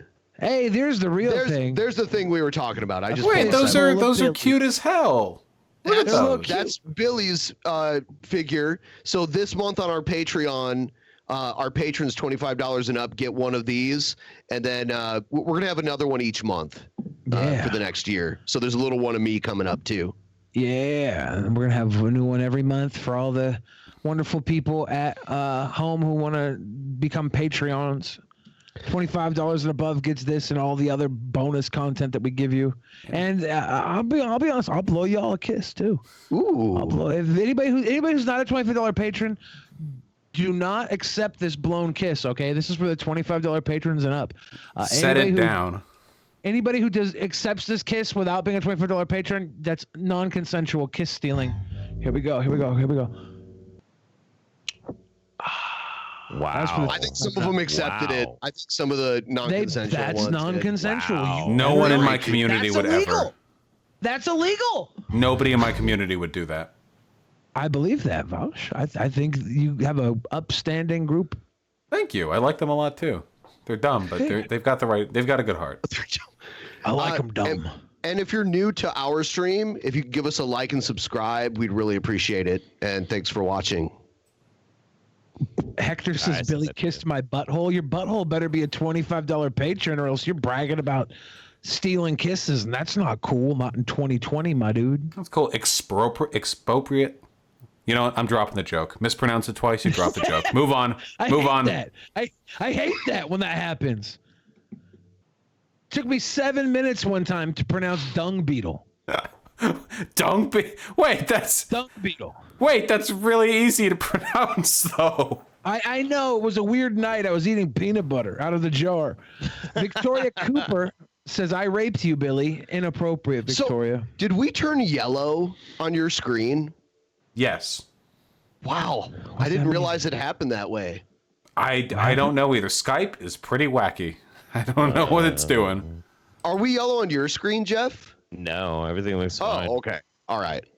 I don't know why that happened. It's our transition to like change scenes, but like on Vosh's end, I can see him on his stream. We're all yellow. It's because Skype is trash. That's the only reason why. Yeah, you guys were blue for a while earlier, and you got multicolored for a bit during the middle. It's like a little light show. They like it. Cute. What's fucking bizarre about it is like, so Skype has been at the forefront of video chat for like 18 fucking years at this point, and they still have never overhauled. That like SpaceX launch was cool.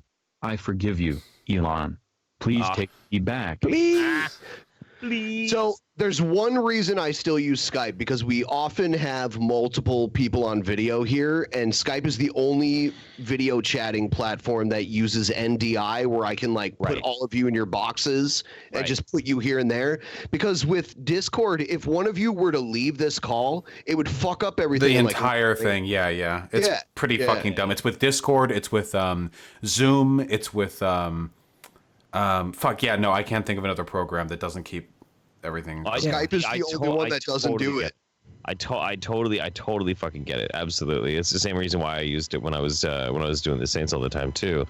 But it's just it's weird though, because it's a program that's been at the forefront of video chat software for like 18 years. They've never done a major overhaul of their back end systems. They're using the same bullshit broken ass software backbone for their video compression as always. There's one difference though. Skype used to be 100% peer-to-peer, and now it's all Microsoft servers. Is it really? Yes. Microsoft moved it onto their servers entirely eventually. That's software good. The architecture is peer-to-peer shit bothered me. Didn't the peer-to-peer shit make it really easy to rip IP addresses off your Skype contacts? Yep, Yeah. really easy to fuck with somebody while they're we used streaming. to get DDoSed all the time. Yeah. Anytime we would stream. So that's we'd get 100% DDoSed. fixed now. Yes. I could change my Skype name back to Long Dick Daddy because I had to change it because people kept DDoSing me. It says breaking video out of Salt Lake City shows a man readying to aim a bow and arrow at demonstrators as he yells, "All lives matter." Demonstrators jumped him and then set his car on fire. Police responded. What is this, like an Oth Prim?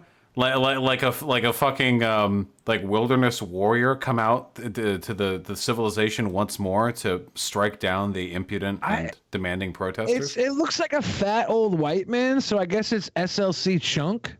It's what happens when you finish. That's a dated reference, but I get it because I'm old. You finish the campaign in Far Cry, but you're just still ready to fucking go, man. So Dot Executable said Vosh is a sweet boy. Tell him I give him kisses. Also, sorry Vosh for the misunderstanding. Love you, big guy. Dot X. What was the misunderstanding? He didn't explain it. We don't care. He's sorry. It's Dot Executables. He's a guy that's a regular in our Discord. He's often drunk, so it could be he thinks he did something wrong. I don't know what the fuck you did, but I forgive you. Listen, I'm a very forgiving kind of guy, okay? As long as we all accept the warm embrace of socialism at the end of the day, I'm totally okay with everything from point A to B. True. Red Scare, big love. John said, tell Jeff not to besmirch the name of our sea comrades. What does President Vosh do on day one? That's a really tough question. You gonna put me on the spot like that? Okay. I would love to. I want to hear it. If you want a moment to think, I could finish reading off these Streamlabs. Yeah, go ahead. Yeah, okay, You're finish not reading ready off to shoot Streamlabs. yet? I'll think about it. I'll give you as many points as I can, okay? Victoria Cooper said, I raped you, Billy. That's unfortunate. You're going to go to jail. That's illegal. Red Scare gave us more big love. Carrie says, don't stop donating just because Jeff is on. Oh, shit. Ben promises not to bring Jeff on another Saturday show. I love you, Dad. Vosh put a horse cock in me. Damn. Brutal. Damn. Well, speaking of Jeff Holiday, Carrie said, can you ask Jeff Holiday what he thinks of the vaccine development against corona and if he thinks firms are purposely misleading the public with positive results on their vaccines to boost the share prices, etc.? That's a fucking tough one. That's a very tough one. I will say this though, as much as anybody else really wants us to get a really good and effective and safe vaccine for coronavirus, this administration has shown that they will brutalize and beat the CDC into bypassing safety regulations. We do know that. This is an observable fact at this point. So I'm not as enthusiastic as I would really like to be. So just be mindful, my friends. Be mindful and just pay attention. It's long overdue that I supported this stream with Sweet Boys and Billy the Fridge. Oh, you're not one. You're not a sweet boy. Daniel, if you don't see that I'm a sweet boy, it makes me think that maybe you're sweet blind. Someone's making me custom bandanas. Why? Ooh. With logos. You don't even wear bandanas. Stop time. I originated them. Oh, shit. Muda.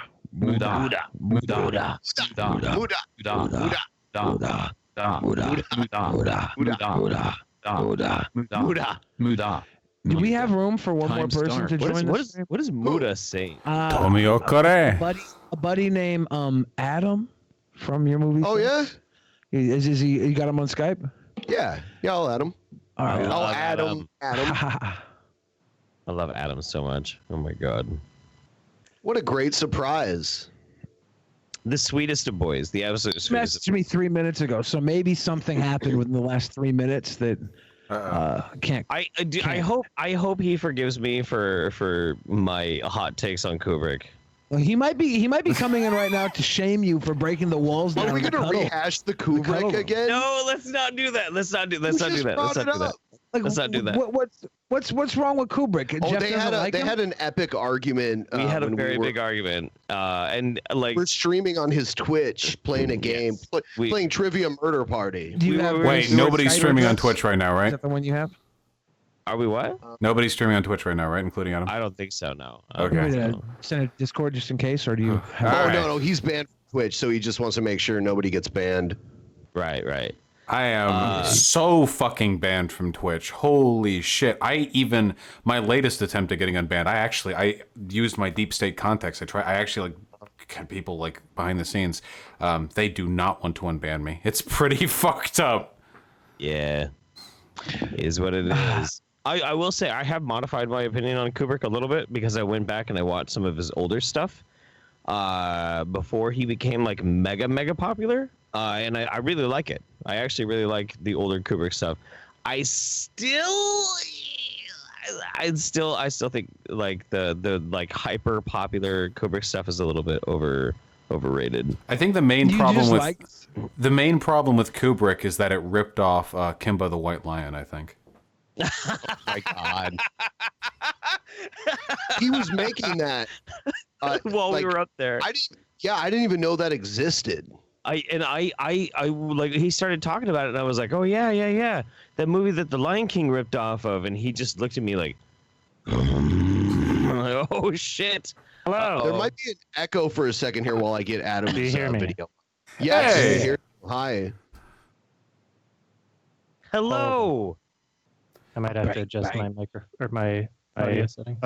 Brandon asks, will there ever be a DP meetup after the health situation improves? There's definitely plans for that to happen as soon as we can figure out when it can happen, Brandon.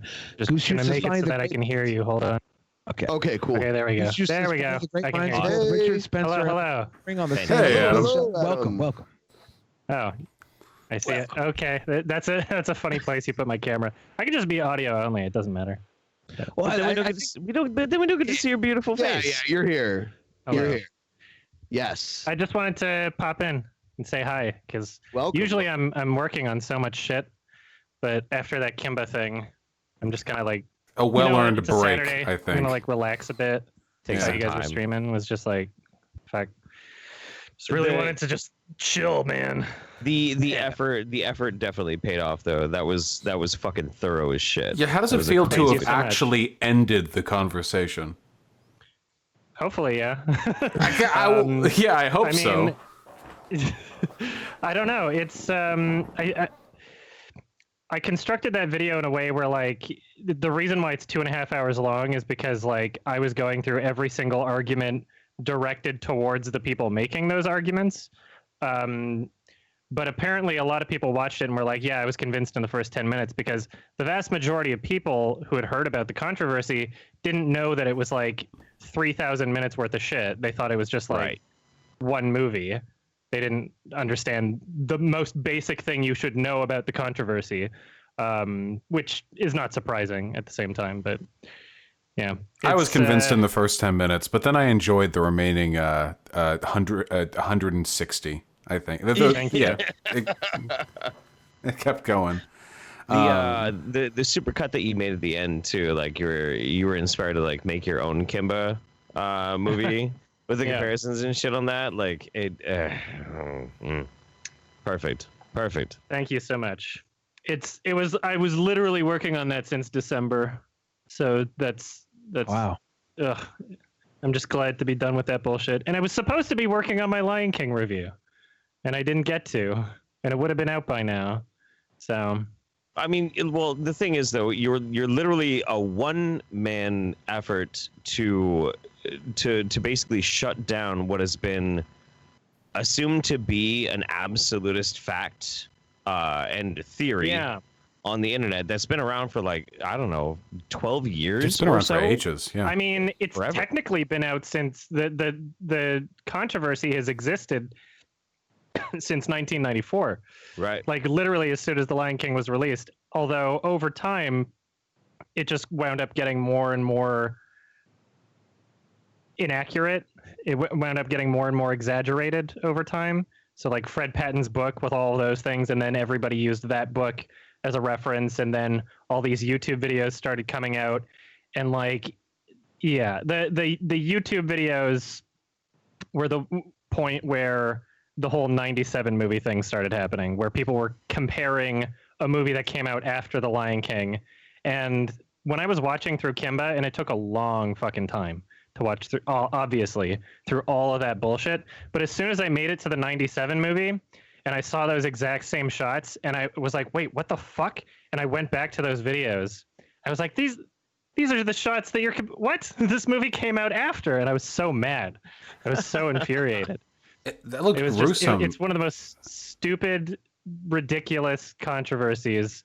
And yeah, it's so insane that people latch onto this controversy and they come at it from a perspective of theoretical respect for Tezuka or for Kimba the White Lion.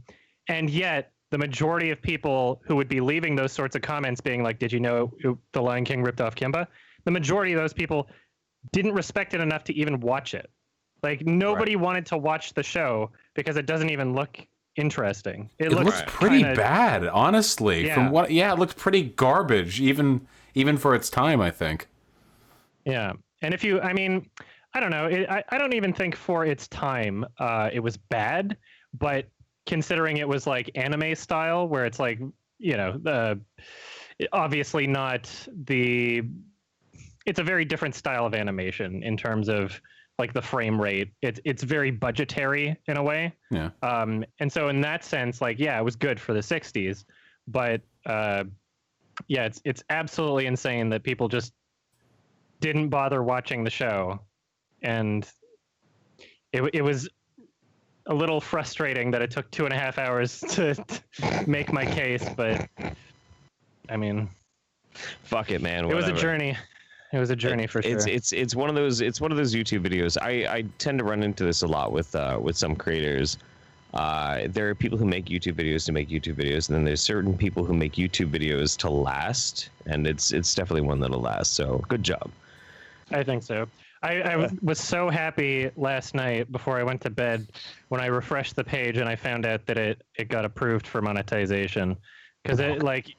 Before that point, it's like in limbo where it's like, yeah, it's technically monetized, but we didn't confirm it yet. But now it's confirmed. And I'm like, oh, thank God.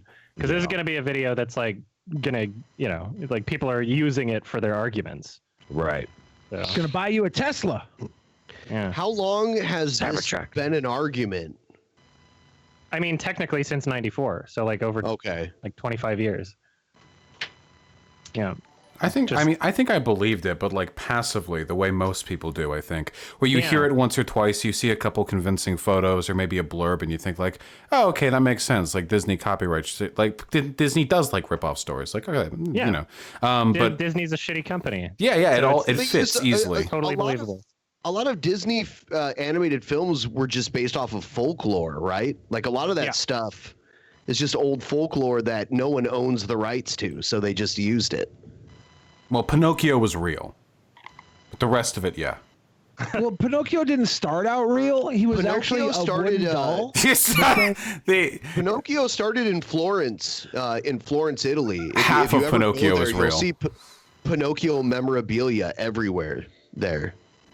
Pinocchio memorabilia? In Florence, Italy. That's where the story originated. Yeah, they have trees everywhere. Pinocchio's dad has the worst name of any character ever. Jiminy Cricket? No. Oh.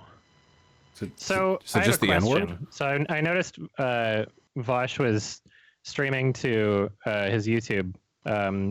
Is Drunken Peasants also banned from Twitch? No, you guys we are just don't use it. We use Twitch for like supplemental bonus show stuff sometimes. Yeah, like after show kind of stuff. Yeah, okay. Oh yeah, you have an after show on Twitch, right? That I can never be a part of. Yeah. Every once in a while.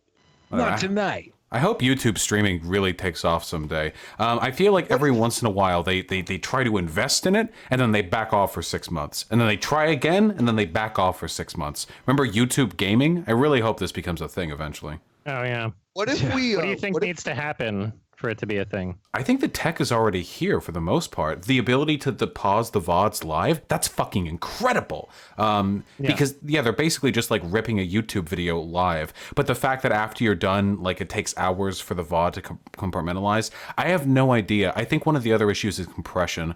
YouTube compression is a lot worse than Twitch's. Honestly, if they just had a separate site for it, maybe, or like it'd be like YouTube Live and you could have live streams on your channel, but YouTube Live would be a separate archive of existing live streams that you could sort through by viewership or what game you're playing or whatever, like essentially a Twitch offshoot. I think that might be enough to do it, but I don't know. I'm not like an exec. Someone just jumped into Vosh's chat and said, "Whoa, YMS? Ask him about how Kimba and Simba are similar." I've probably heard that like 4,000 fucking times.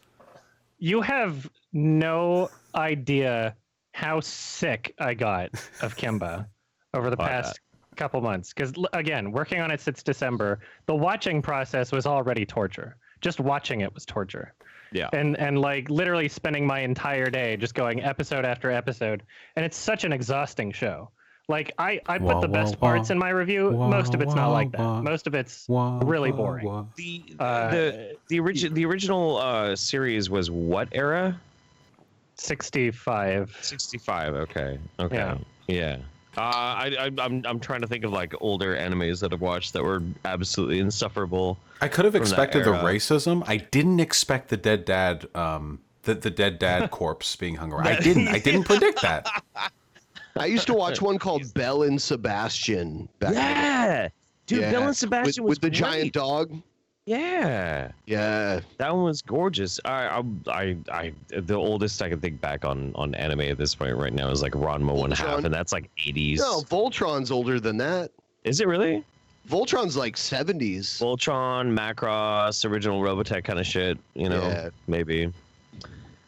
Grave of Fireflies. I think that's a pretty old one too. Oh, okay, that one I've seen. It's not really old. I think Grave of the Fireflies is like 80s probably. Old. I think so. It's 80s. Yeah. Speed Racer. Someone just said Speed Racer. That's pretty old. Yeah. What's really funny about it is like when you look at like the animation quality from each instance of Kimba, like it becomes really apparent when you look at the footage from the 97 movie that like it would have been impossible for that to have been made in the 60s. Like that's not a thing that could have been done in the 60s. And yet these videos existed, got 4 million views, overwhelmingly positive reception, the like to dislike ratio. Everybody in the comments section was convinced, even though it was literally 97 animation Jeff footage. Holiday and Bosch are so good looking. Just saying, and love the show. Keep up the good work. Thank you. Tatsunoko is like an older anime company that was around in the 60s that I remember because I played that game Capcom versus Tatsunoko. You guys are big on Japanimation, but what about Spanimation?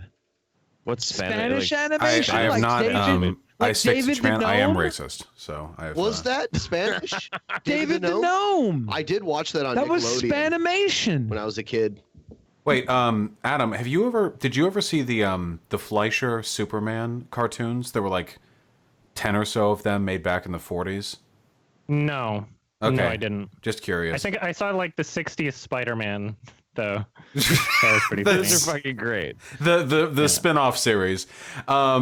Yeah, dude, I don't know. I guess that was like, it wasn't like a dark age for animation or anything. I guess just the techniques for efficient animation weren't as refined back then.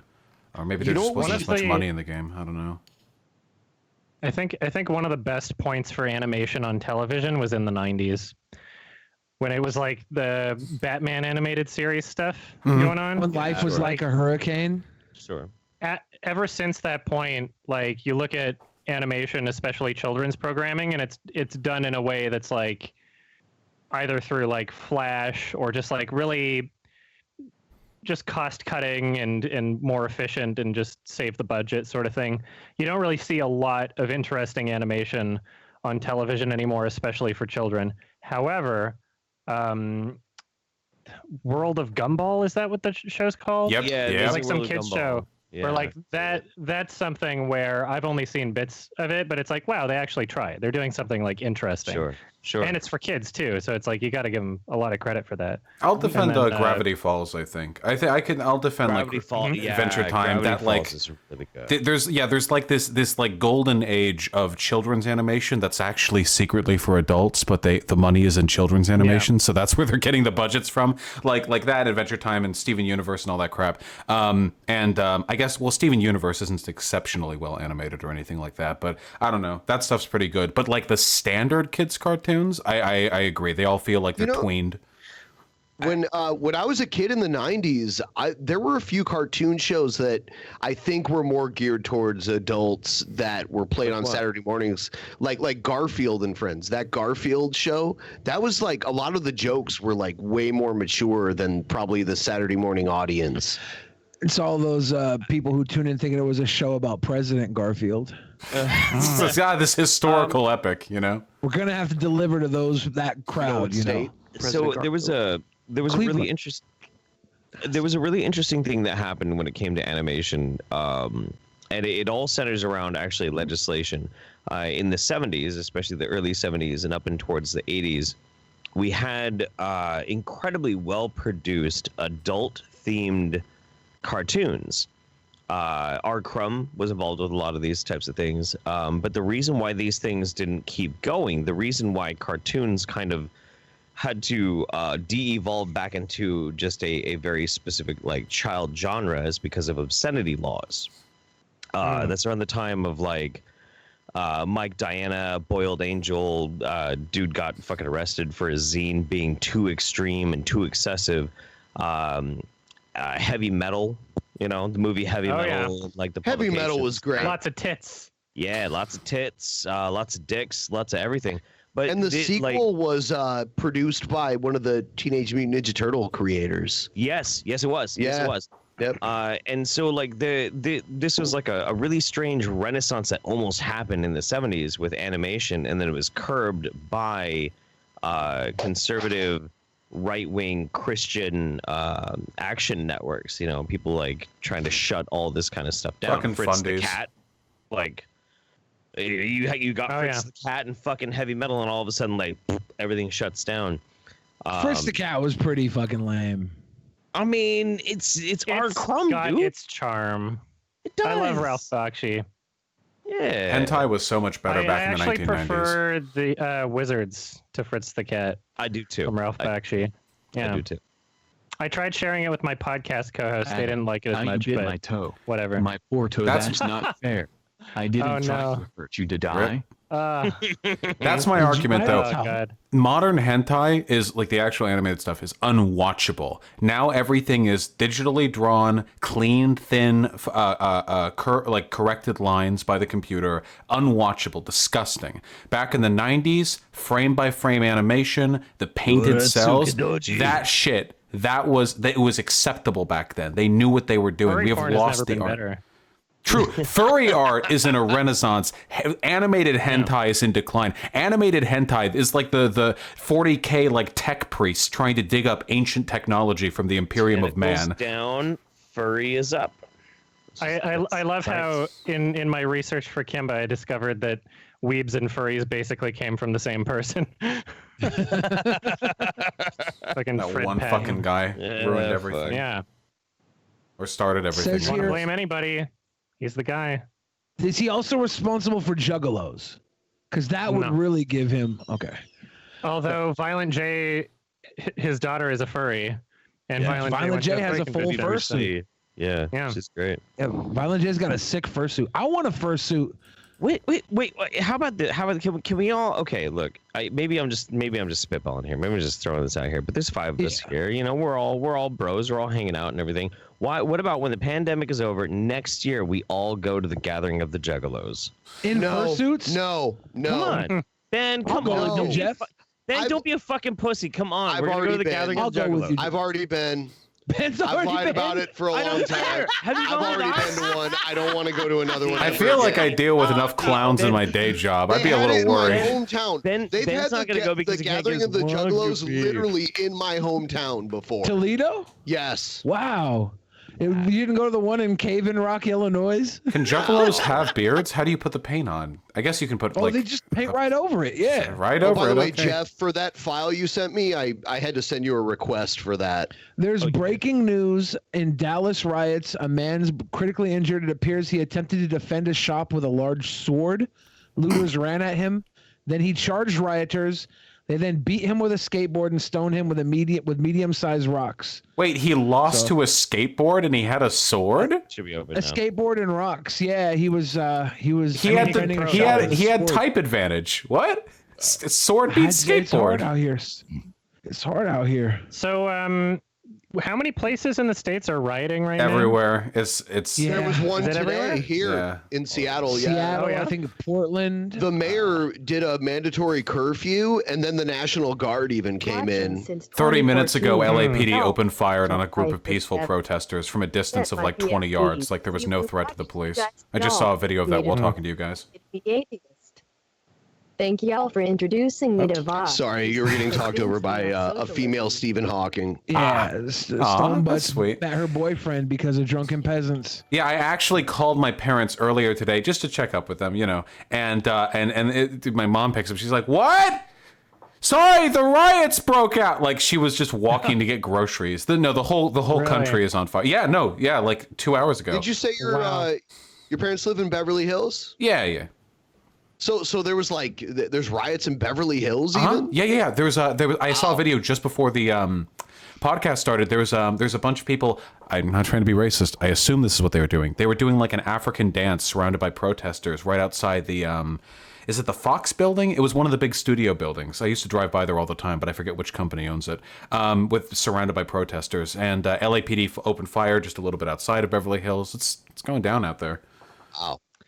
Your country sucks. Hey, at least we can fire back at the police. I tried to move to Canada years ago when I was in my early 20s. They don't want us there. They'll take people from other countries, but not Americans. They're picky about Americans. The cool thing about being in a country that sucks is that you don't have to suck. You're not defined by your country. I just True. makes me feel I would like rather live in a country that doesn't suck, though. Yeah, but most people that live in countries that don't suck, they kind of suck. Most of them. if America turns into like a Mad Max wasteland, at least when we travel outside the States, people are going to think we're like hardened warriors or something, you know? We had to battle our way out of the Thunderdome. We're like I don't know Klingons now. I don't know if you'll be allowed to travel outside the States. It seems like every month we're like, yeah, we're gonna extend the border closure. Like I don't know when that's gonna ever stop at this point. You can leave to Mexico anytime you want. You just can't get back. It's a one way.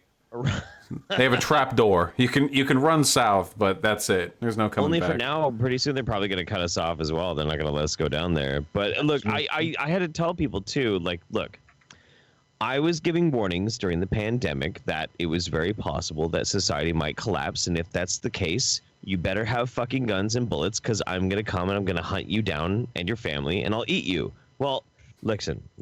If it happens because of civil unrest, the same rules fucking apply, okay? All right? If society collapses because we just burn the whole fucking infrastructure down, I'm still getting the whole war band together. It's going to be full of a bunch of hot-ass fucking trans people in chainmail bikinis or briefs. We're all going to have machine guns, and we're all going to hunt people down and eat them, okay?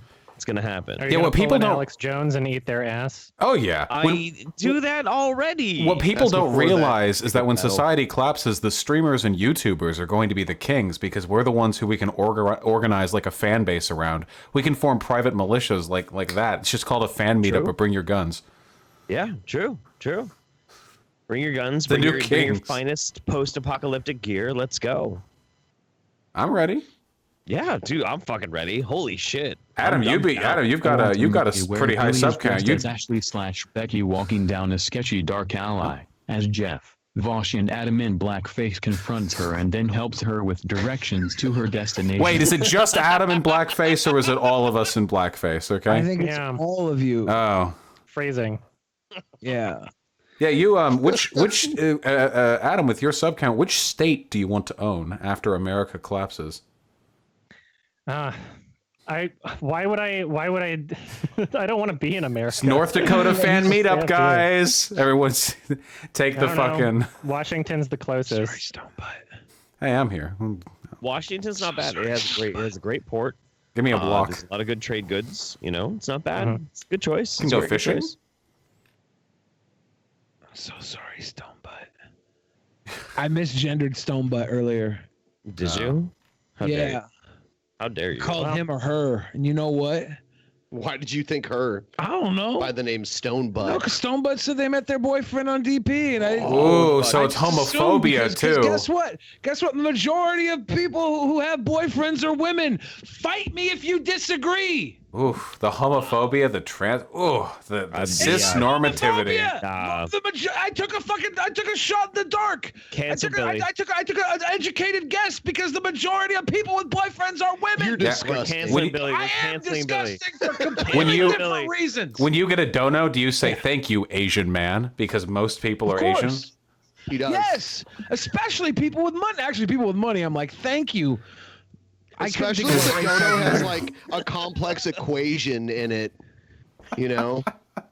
Complex equation. There's some calculus in it. Yeah. Like an abacus with the the average number of every demographic possible. Like, thank you, Han Chinese female heterosexual cisgen. Like, I've been canceled. I've been canceled so many times that it's just called pausing. They just pause me. You're paused up. I press play again. It's okay. That's different. That's different. I hate being canceled, dude. Shit sucks. I mean, tiring. Billy might be paused up. I just want to do my job. Can someone tell Vosh we need I don't know what that was. We'll get to it later. Was there a vomit sound? What? Asian. What happened? What? Okay, everything. What did I say? I'm on a toilet. Hey, babe, getting work done. Strange. Oh, PT Ham said not even Asian. Damn. Here it is. Here it is. Damn. I'll play it again. The puke sound is because you're puking. Yeah. Not even Asian. Is PT Ham not even Asian? Yeah, PT Hammer. Thank you for the dono. Dang. First, we're $28 away from making sure that we do the third show next week. That's not bad. Yeah. And the third show next week is only a few days away. Yeah, for those of you that don't know, Benjamin and I are doing a marathon of streams. This is our third one. Tomorrow we have a really special stream with a professional wrestler named Ricky Shane Page. Oh. Who Billy and Scott Henson both we grew up with him. Yeah. We used to tickle each other when we were little boys. And he's kind of grown, like he's become successful. Yeah, he was on Stone Cold Steve Austin's podcast, so now he's on our podcast. So we're basically Stone Cold Steve Austin now. We are now. You're stealing my scoot away from me. Well, to be fair, we can't take him from you. You guys are in a marriage contract. Yeah. You guys are bound, but we are borrowing a little bit. I absolutely fucking love that man, by the way. Scott? Scott. When I was on my way up to we were coming up to Seattle. I was coming up to Seattle and then we're going up to Canada to hang out with you, Adam. I watched the episode with Scott. It's Scott's first appearance on the show. I fell in love with the dude, and then we got to hang out with him in real life. Like, what a fucking gem. That dude is amazing. I've traveled all over the United States with Scott, and only one time did we have a questionable moment in a grocery store with a feral child that was running around with energy drinks screaming 2 for $3. And I don't know if that kid ever made it home. It was strange. He's a great dude. Strange. Professional wrestlers in a better world, I think, would be the avatars of political change. If America turned on their television sets and they looked out and they saw like Stone Cold Steve Austin like supporting BLM or something like that, I feel like we'd be able to get shit like really done. Did you see the Steve Austin thing where he took a selfie of himself wearing a mask because of the pandemic, and some idiot in his comments was like, "Hey, stop the socialism," and he's like, "Shut up, dude." Love my Yeah. He fucking straight up called that dude out. Like, just shut the fuck up, man. Socialism. Yeah, he was like, because you know social. Yeah, it's everything. Everything is socialism. All things. Nothing isn't socialism. It's all encompassing. You see, every action out here of trying to societally control is just post-structuralist neo-Marxism or some shit. I don't know. I'm still a little woozy from that time my daughter had to put me in a medically induced coma in the Ukraine. But whatever, that was identical to it. That was right there a JLP take. That's pretty much spot on. If we make it to the year 2050, I think The Rock will be president. No. Hell yeah.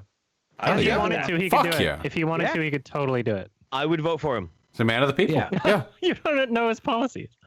I know his policies. But he'll be one of the better Republicans. He'll be like a good Republican, right? I don't know if we'll have Republicans then. We're going to get the Whig Party back. I know his policies, and I know his deals, okay? We know what he's got, right? He's ready for it. And America is ready for him in 2050. That's right. I'm so glad. I'm really glad Adam joined because you spared me the suffering of having to try and outline like policy positions that I would try to invoke if I were made Oh president. shit! Yeah, we were supposed to do that. Here it is. Here it is. So he took a picture of himself with this mask on, and then someone wrote, against your reputation, stay strong, be a rebel, and do not conform. Cool mask, but strip off the communism. And they said, shut up, dude. Shut up, dude. Yeah. America's so bizarre.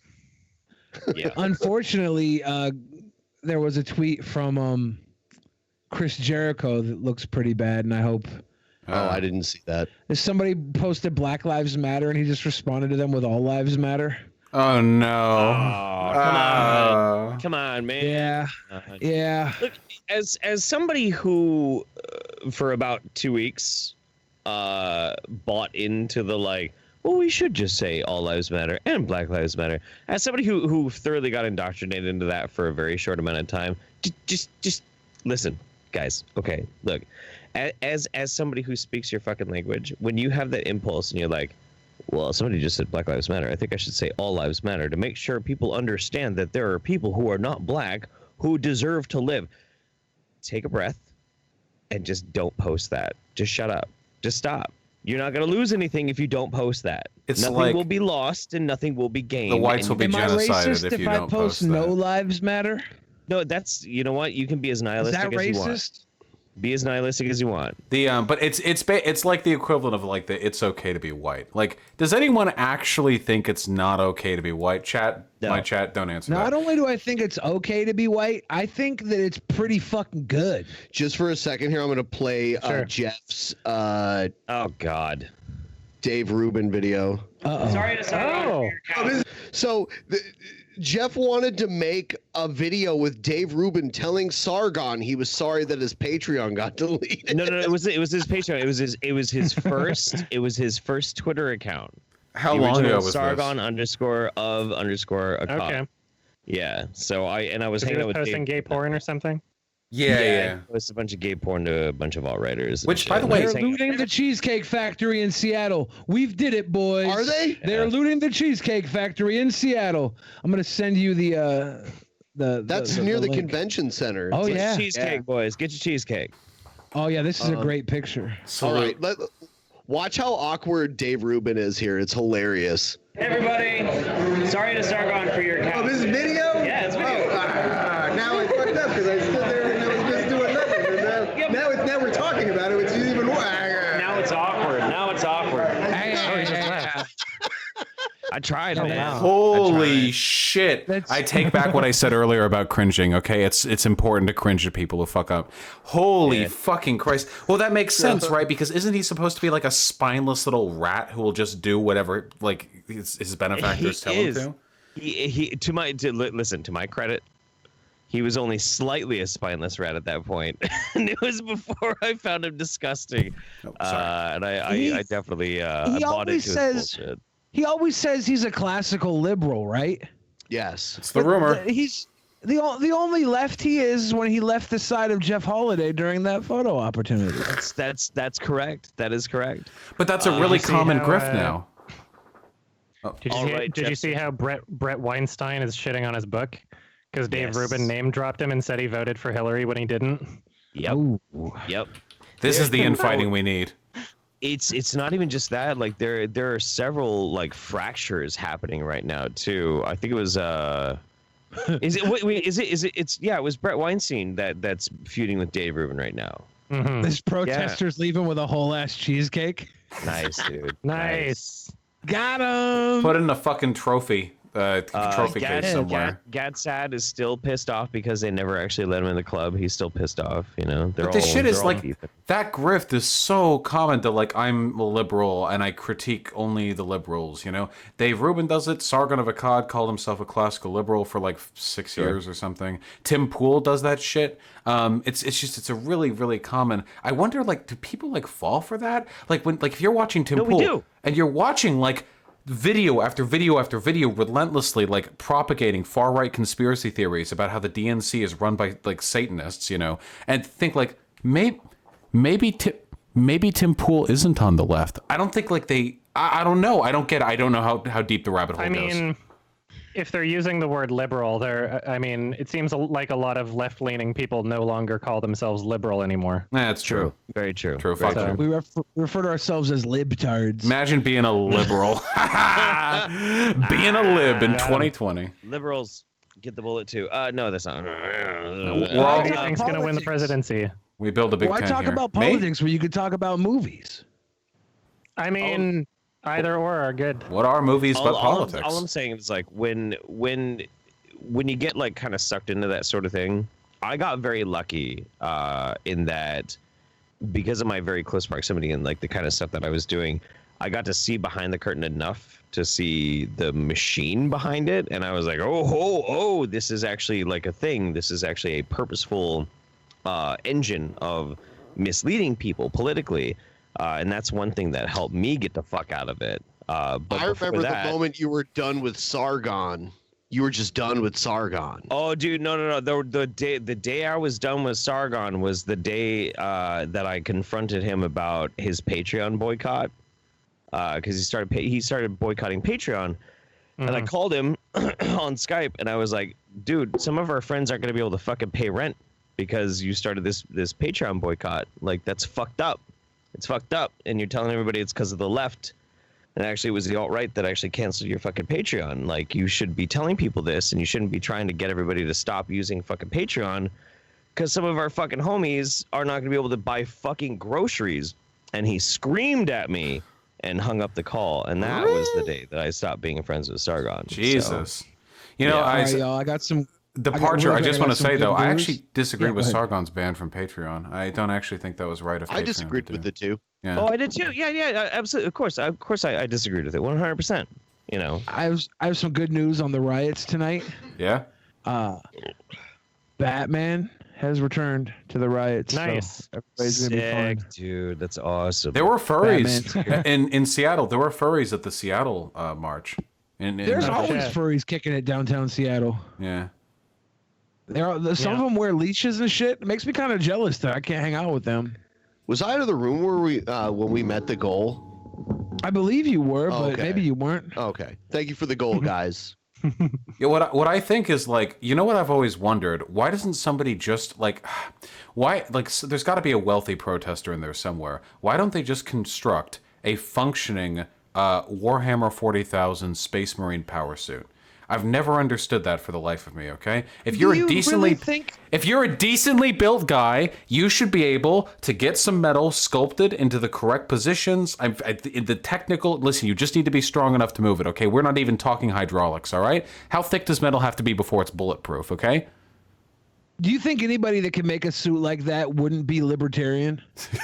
Just like default, like I've got my mecha suit, like fuck society. I'm roving the wastes now. I'm gonna spend the rest of my life fucking robbing trains in the middle of the fucking I think Los Angeles desert. The best we have is somebody in like one of those swamp suits, you know, where people can blend in with their terrain. Like they have an urban suit, so it looks like a pile of trash, and they just slowly move closer to the target before they jump out and, I don't know, buy them a coffee or something. I don't know how it would work here in Seattle. Blow darts. It comes down to blow darts. That's the best we could do. Blow darts are basically like the be-all, end-all of urban warfare. Yeah.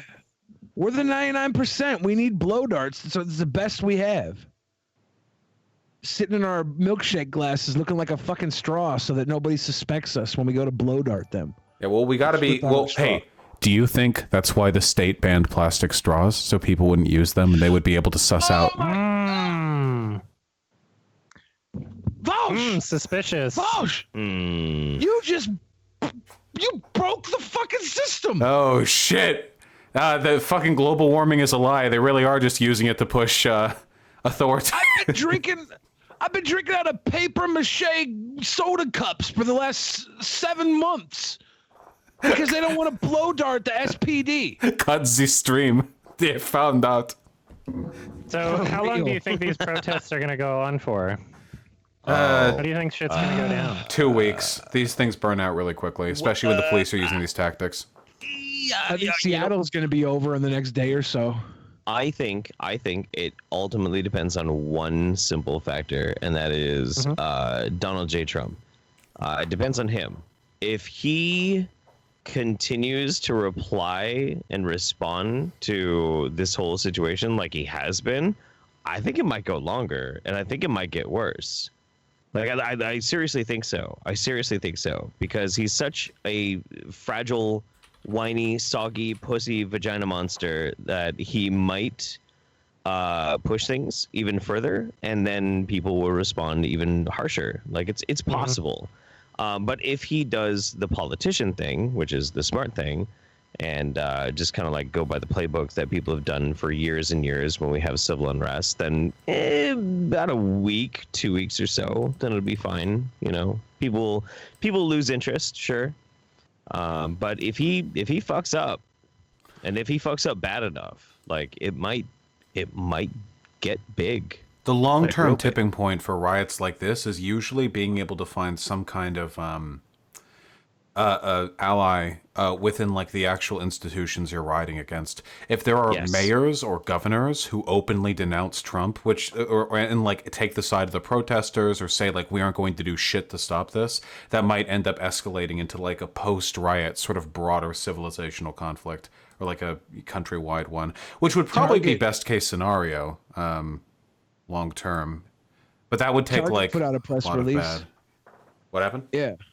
Target put out a press release saying that, you know, they realize that people are very hurt and angry right now, and they're going to give all their workers pay for the next couple of weeks while they rebuild the store and stay in the community where they originally were looted out of. They're supporting the protesters. That's kind of weird. Interesting. Yeah. Who do you think's going to win the 2020 election? I think Biden. Donald Trump's. You think Biden's going to win? Yeah, I do. I actually, at this point, I up until 3 weeks ago, I was like, yeah, it's probably going to be Trump again. But the past 3 weeks, I think Biden has a fucking chance, actually. He's the luckiest candidate in the history of candidates. The dude can barely fucking speak. He's barely cognizant at all, but Trump is so fucking brain dead and fucking dumb. I think he's going to fuck it up bad enough that Biden might actually pull it off. It's crazy. I don't know. I feel like Trump's going to win. I think Trump's going to win too, but I like that people think Biden might. You look at Biden's history, like there's all these videos of Trump being racist and stuff, and then there's all these videos of Biden just making racist fucking votes and shit his entire career.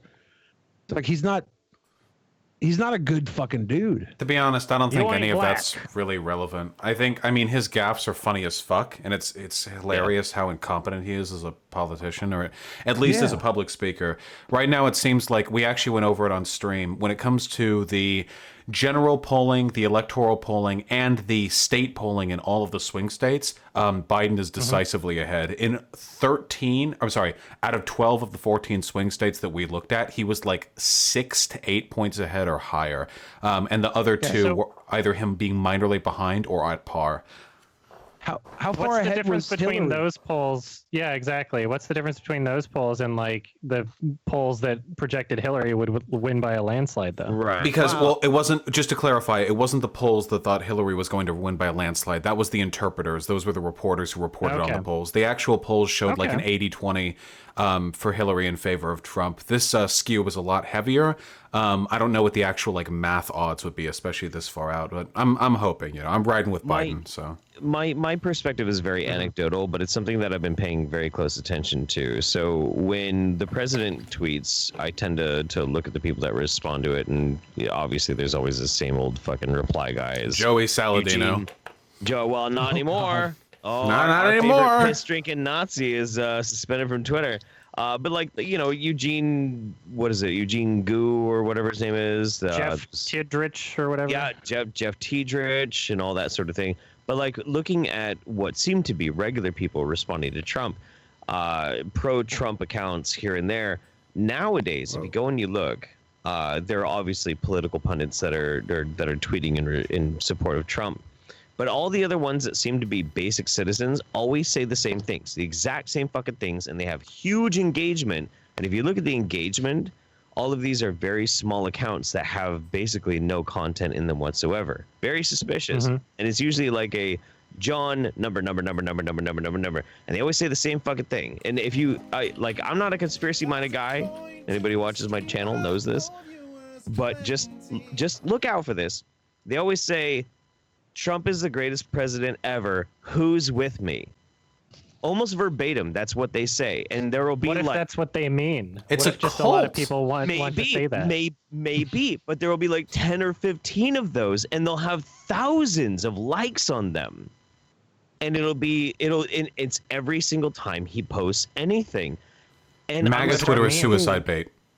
I'm starting to think that maybe a lot of the supposed support is a kind of manufactured, purchased bot system on Twitter. I'm starting to think so. What if they're just that stupid? I don't know. I think, like I said, my main issue is that while I don't disagree that there's a huge bot network on Twitter, I think that's pretty evident. My main issue is that I think that's consistent with the behavior of IRL Trump supporters. Trump has been running rallies even in non-election years. He treats his entire campaign like the run-up for the next campaign. The way like his supporters treat him, they always wear the hats, the fucking hats. This is unprecedented in presidential history. The personality cult around him, like even JFK, what a massive personality cult, didn't have fucking off-season campaign rallies. Didn't treat his speeches and his addresses as like a rallying cry for his followers, and didn't have clothing that people are, I guess, in their circles are expected to wear out just to like publicly demonstrate their support of Trump. It's actually like crazy. It's the entire mindset behind that is literally just like, I want to piss off some people, right? Because like people give it so much attention, the Trump hat, and so people have made YouTube videos going around like, I wonder who's gonna get offended by my Trump hat today, sort of thing. You know, so I don't know. It's rallying. It's fascist rallying. It's what they do. Every day has to be a constant victory march. That war cheer is how fascists like wake up in the morning. They wake up and they look in Twitter and they see 1,000 people liked their tweet where they said Trump is great, and that's their fucking adrenaline kick. When they go trigger the libs with their hat, they're not doing it because they like triggering libs. They do it because they like reporting back to other MAGA hats saying they triggered the libs. It's a good support system. Yeah. It's pretty fucked up. Seriously. It's a cult mentality. Yeah, I mean, didn't Blair White do a video about that where she went out wearing a MAGA hat and then she got beat up because she wore a MAGA hat? Didn't she lie about that? I'm pretty sure that happened. I thought it was what? She originally reported it as like she just took a stroll through one day and got beaten up, but she went specifically to like an anti-Trump rally and antagonized people until she got attacked, I think. I could be spouting misinformation. I need to look at it again. This happened years ago. Sure. I need to make sure. I went to a liberal rally and they beat me up. Because I'm fucking hot with a big old dick. Deal with it.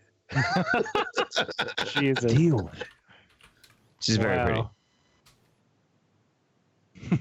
I fucking hate her. I hate Blair White so much. I only met her once. Oh, how'd that go? I've met her many times, and I always had a very wonderful experience hanging out with Blair. Did you meet her? Huh? Did you meet her? Yeah, he did. Yeah, no, I've hung out with her. MEAT. Oh, Yeah, did I figured that's where you're meet going. her? No. Did you put your healthy fucking summer sausage in the I get it. Sorry, that took me a couple minutes. Jeff has a lot of sex with YouTubers. I don't know if you guys know this. Jeff fucks. Billy, hey, we don't fucking talk about how many YouTubers I've had sex with. Okay, stop it. Calm down. I will name all the YouTubers Jeff has had sex with. Go. All of them. Okay, go ahead. Fine. Yep. No, all of the YouTubers. Go ahead. Jeff had sex with all the YouTubers. Oh. All of them. All of them. That why you think he was on PewDiePie? He fucked down from the top.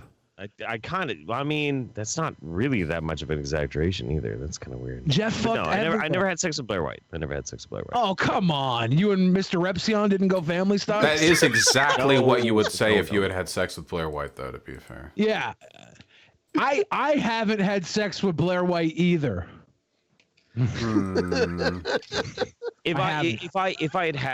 I did have sex with Blair White, I would refrain from even answering. Okay, that's what I would do because I wouldn't want to lie, but I wouldn't want to say either way. Okay. I would just ask her to stop what she's doing. The last time we had Vosh on, Billy asked him which conservative did he find the most attractive, and he said the Golden God. Oh, the golden wait, one. I didn't say that. Did I say that? Oh, the golden one. The golden one. Yeah, yes, you did. Didn't you say that? Did I say that? I thought you did. I could. No, we'll retcon. Canonically, I did say. Let's just say I said that. Okay, I'm okay with adopting that world. This is the timeline we're in. Okay. I mean, if you like muscles, the big, like muscular Nordic Viking-looking dude, right? Sure. No, dude, he looks like a fucking great god. He does. With all, I mean, respect, his politics are disgusting, but he does take pretty good care of his body. Yeah. I don't know if you said it as a joke, but I remember that happening. Unironically, probably the if there was a conservative that I've inappropriately creeped on during my streams the most, it would probably be Candace Owens. But I need to reiterate, this is very important. The degree to which I despise all of these people is so overwhelming that I could not possibly get hard around them. It would be impossible for me to. Okay. There's just too much you could contempt. like jerk off to them. Oh, right? okay. Thought maybe but I'd have to run dry of other material too. I'm such a clout chaser. I think I could fuck anybody. Fascism is just not sexy. Wait, if I could fuck them and change their mind through sex fucking. Penis? Yeah. Ideally. If it's like the Men in Black thing that erases their memory. That's an easy. Then line them up. Yeah, absolutely. If I can fucking tabula rasa these fuckers and try and get them away from fascism, like they wake up like, who am I? Red pill Men in Black. Yeah. God, So you're a someone's gonna start socialist. a fan fiction now, I guess. God. I'll do. Yeah, absolutely. For the good of Righty the sent people. us this stuff, Ben. Yes. This I don't know what this is. This is a stone painted like a skull. Oh, that's one thing. Rabbi gave me like a game show, and then it's a piece. It's a little tile with a piece of pizza on it that says "Pizza Ho." Oh. And then there's Ben Pie. That's good. Flagtism. Did yours have the game on it too? No, I don't think so. Mine says you've unlocked free art. Cool. Yeah, she makes fun of my flagtism because I'm good at, like, if you show me a flag from a country, I can usually name what country it's from. Really? Mostly. Yeah. Am I supposed to choose one, or do I get to if I pick one, do I not get the other one, Ryby? What's going on? I'm very confused. Can they get both? Yeah. I would like both, because what if one's better than the other and I pick the wrong one? Yeah, it'd be fucked I'm up. very confused. That's the cruelty of choice, Sometimes Roddy just having an option imposed upon you is infinitely better than having to suffer through the decision. Yeah, like when a girl tells me she's down for anal, it ruins everything. Because I'm like, why? What? Vagina was like enough. Now I have to choose? You could just swap back and forth. If it's a one-night stand, you don't need to worry about her getting any infections, right? You can just... Yeah, well, Cooties 19 is going around, so I won't be doing that anyways. The back out, the backpedaling. Oh, always another excuse. No one ever wants to do the back and forth. I see how it is. Well, because what if you give her toxic shock syndrome? That's on you. Walk away. Whoa. Maybe she should clean out first. I don't know. Yeah, whoa.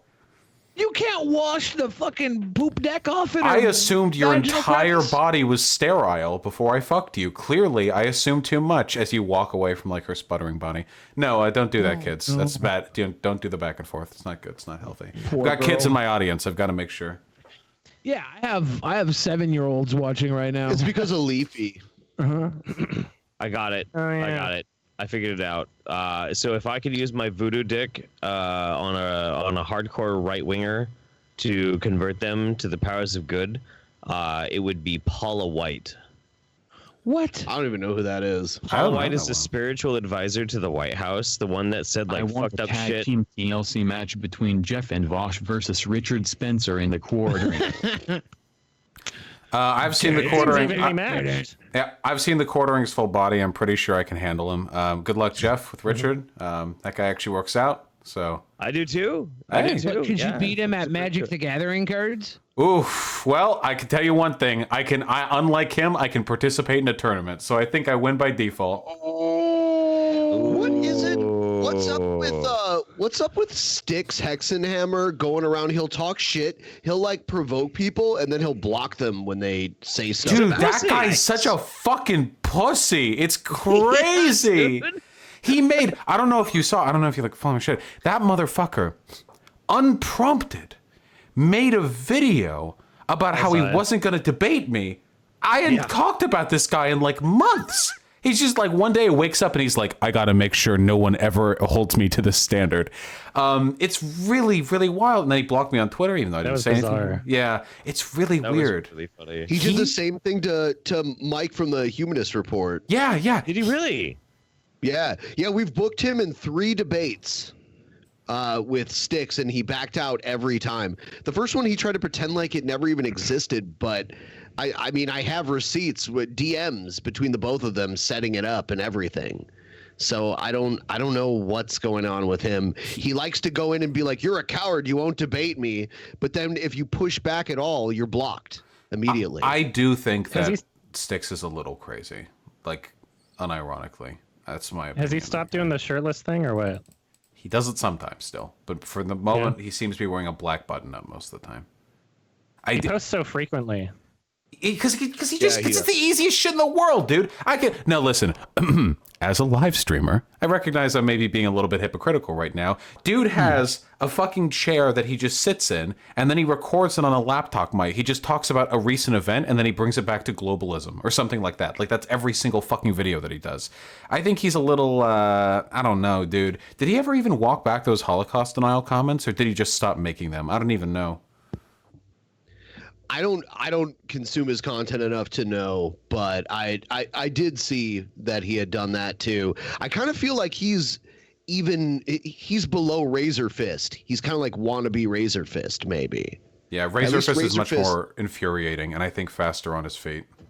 Yes, I agree. I think they should make babies together. What would they look like? Have you? They both have leather jackets. Have you They'd seen? look like albino gremlins. Have you seen trans Styx? Chat, bring up the photos now. Have you seen it? No, I have not seen it. I am not aware of this. Oh, no. fuck. Chat, you guys need to bring it. I know one of you has it. I'll look for it too. Come on. It's crazy. She in that context, fucking dressed up all girl-like or whatever, looked 20 times better. I'm not joking. I'm not making fun or nothing. Where's Fem Styx? Styx. Go on when I find that I've... Like for a meme?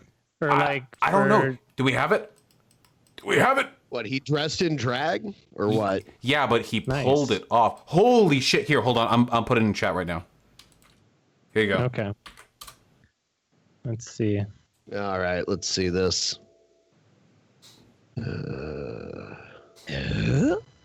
Wow. Not bad. Yeah, it kind of fucking interesting. Where did that? Is that literally? It's like the same jacket and hands. That's actually Styx. Yeah, Is that's it? Styx. Yeah, I can tell. Huh.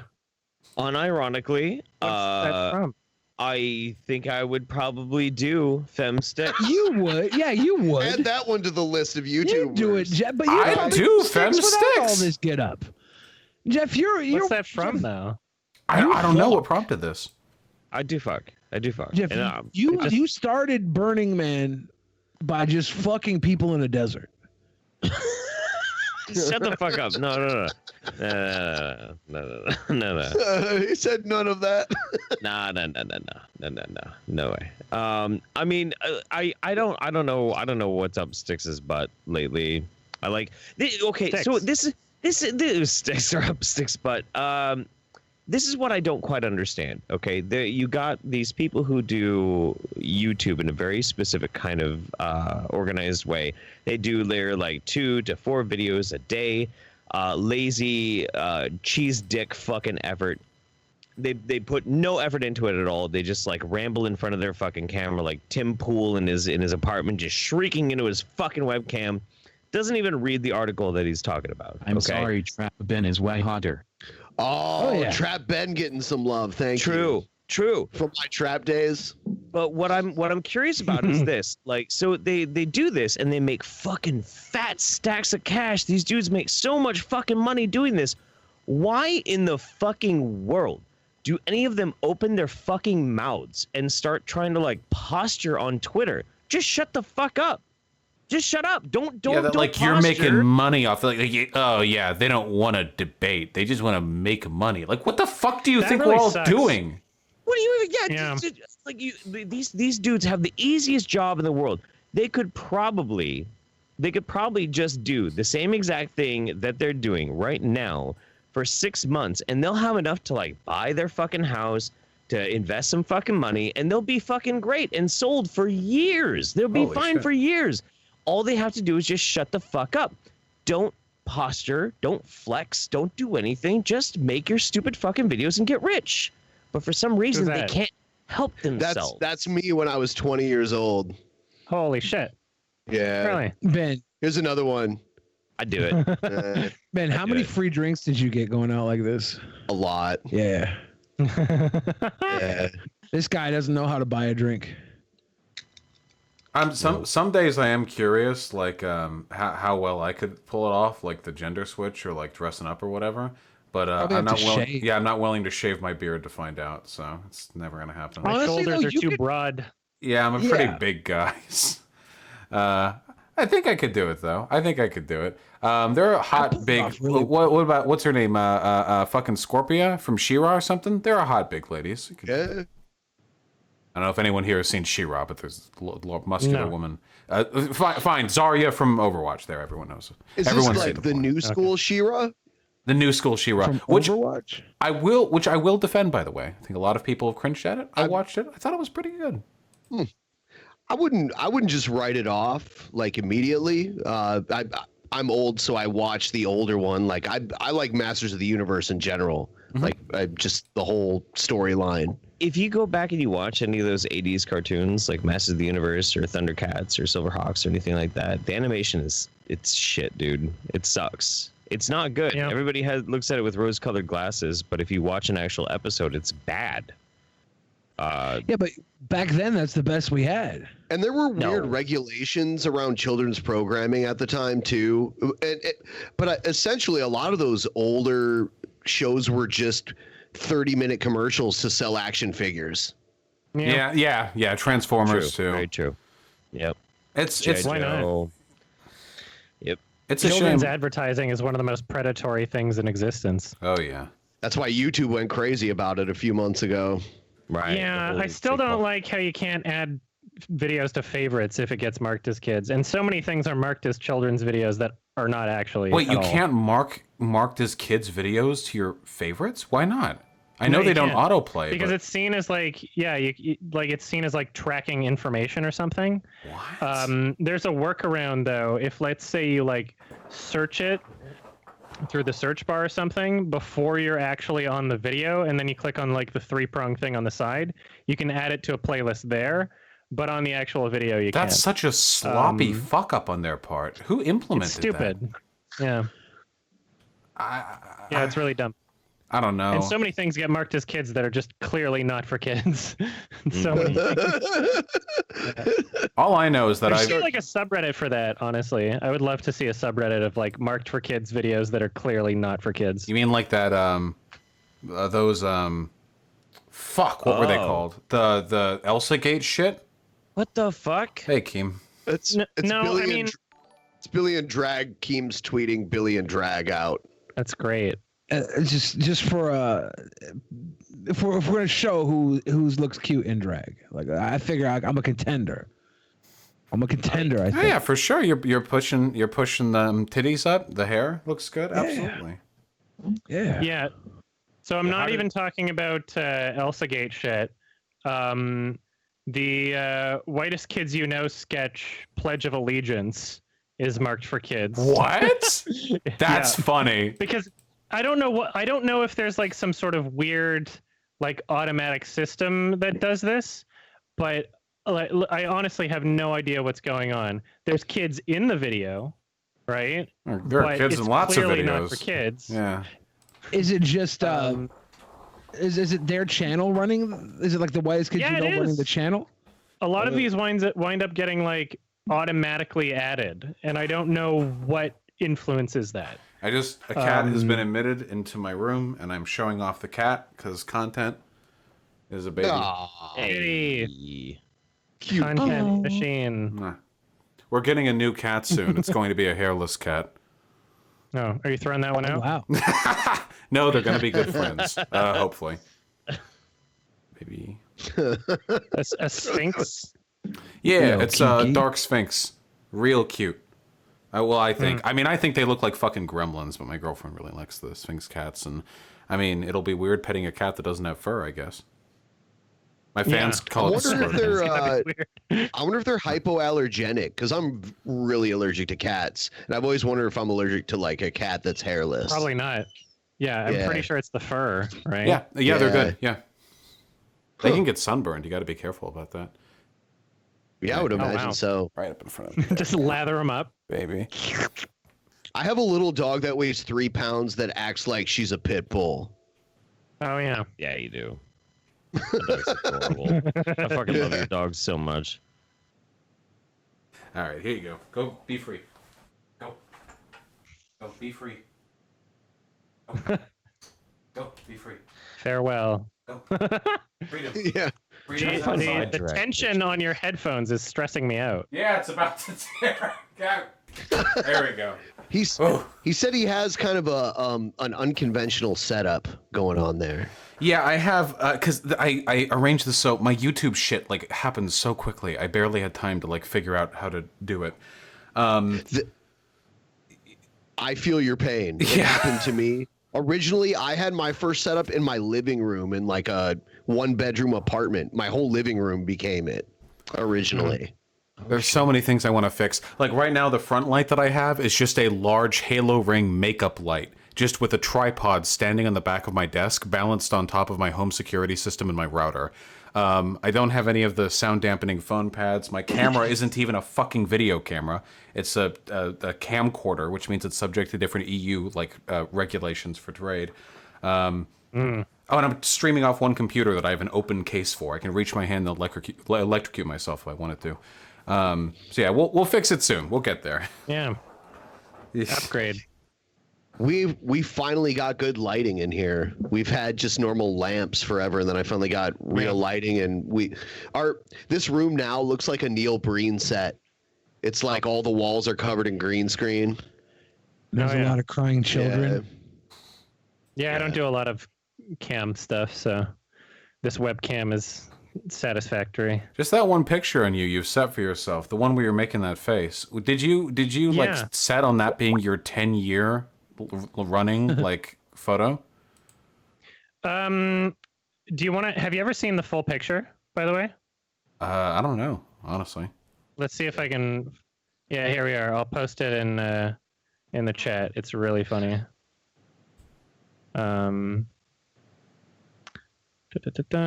do I chat? Let's see. How do I do this? Oh, here we go. I threw a picture of when I was 17 into the chat too. Yeah, I saw that too. That is ridiculous. That is not front and center.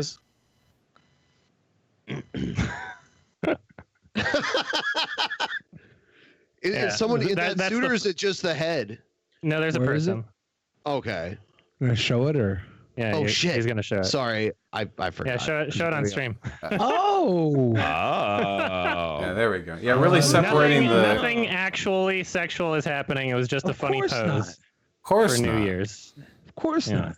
So there's no penis going through there. Oh, I didn't even think that. Was that what it was? Oh God. Was no, that? that's Wait, was definitely that not was that was going through your mind, Adam? No. I just hopped in the photo. It was at a New Year's party in Edmonton. And then a photo was snapped, and then someone else decided to zoom in on it and stretch it a little, and then I was like, well, that's a good photo to use. Yeah. It's been my YMS photo ever since. And I don't ever want to change it because it's so a part of the brand. It's iconic. It's iconic. Yeah. It's very iconic. It is. Yeah. That's me when I was like 18, maybe 19. Would you let the company that made Tupac's hologram make a hologram of this entire scene that you could use in your videos? Sure. That'd be pretty chill. I mean, if they made the hologram, you'd have to use it. It'd be a waste otherwise. Yeah. How have you with coronavirus aside, do you go to cons often, Adam? Oh yeah. Is this Jeff Holiday? Oh yeah, you can tell. Jeff's prettier than half of the girls he's been with. Wait, have all of you done drag? It's just me in this call. Why not? I don't know if Adam has. Yeah, what's wrong with you, Vaush? What are you? Have I done drag? Yeah. Well, I mean, I guess technically, yeah. Okay. Adam's like, I've done more dragons than Here, drag. wait, hold on. I can contribute to this. Hold on. Oh, Vaush got a secret. A little picky, little picky. Hold on. Yeah, but it's old. I was a very pretty girl when I was a young boy. I was a very pretty girl. Okay. Jeff, were you getting now Ben? I was like, Ben probably didn't pay for a lot of drinks. Jeff, you probably got a lot of coke. I did. No, I did. Yeah. I got a lot of cocaine. Oh my fucking god, dude. Yeah, it was pretty fucking crazy. That shit was wild. Mm-hmm. Ooh la la. Ooh la la. All right, here we go. All right. Now this is from when I was 15 or maybe even 14, and it was Halloween, and I decided to dress up as an emo. Or whatever that meant to me back then. Oh my god, yeah, I can't wait to see this. I was hoping it was just gonna be Vaush as like the most masculine thing we've ever seen to counteract how sissy we were. Wow, this is you? Holy shit. Wow. Look at that. Oh wow. Whoa! Oh my god. Oh no. Yeah, it was a long time ago. Man, shit. 15-year-old me would have done fucked up things to 15-year-old you. No, don't say that. Wow. I mean, beating you in a game of drinking chess. That's right. Ah, yes. Why was my picture the only one that was like a few months old? I think I can actually see like my stubble even in that picture. Well, because you're the only one of us that is like timeless and still beautiful. Yeah. Oh, whoa. We're all beautiful here, okay? We're all when I was 15 or 14, I couldn't even grow stubble. Like, we're all stubble did marred not by come the tragedy of masculinity, and later Billy teens. is untouched by the T. So how tall are you, Vosh? I'm 6'2". 6'2", so that's moderately tall. Yeah. It's just only a little short. It doesn't pass the. It's king of manlet status. You know, tall starts at 6'6". We're tall men, Vaush. We're tall men. Yeah, I'm like 5'9". I'm 5'14". Okay. Yeah. Thanks. 5'14". That makes it seem more relatable. Yeah, this reminds me of the ages of the Olsen, or no, not the Olsen twins, of the fucking Full House girls, 5 through 14, when it debuted. It was good. It was a good season. Have you guys seen Billy's IMDb page? Stop. Stop. Oh, interesting. I'm learning a lot. Billy the Fridge is an obscure transgender actor and musician from the Pacific Northwest. What? For a man of small proportions, only being... Yeah, go ahead. Well, this is sick because at one point it said I was 700 pounds, and that wasn't too long ago. So people keep changing this. People keep doing things to this. And then he bought a premium membership so he could go in and change it, and they wouldn't let him change it. They rejected his edit. Yeah. Samuel L. Jackson wrote it. It was just Samuel Jackson over here. Come on. Come on. I like how it says his salary is $60.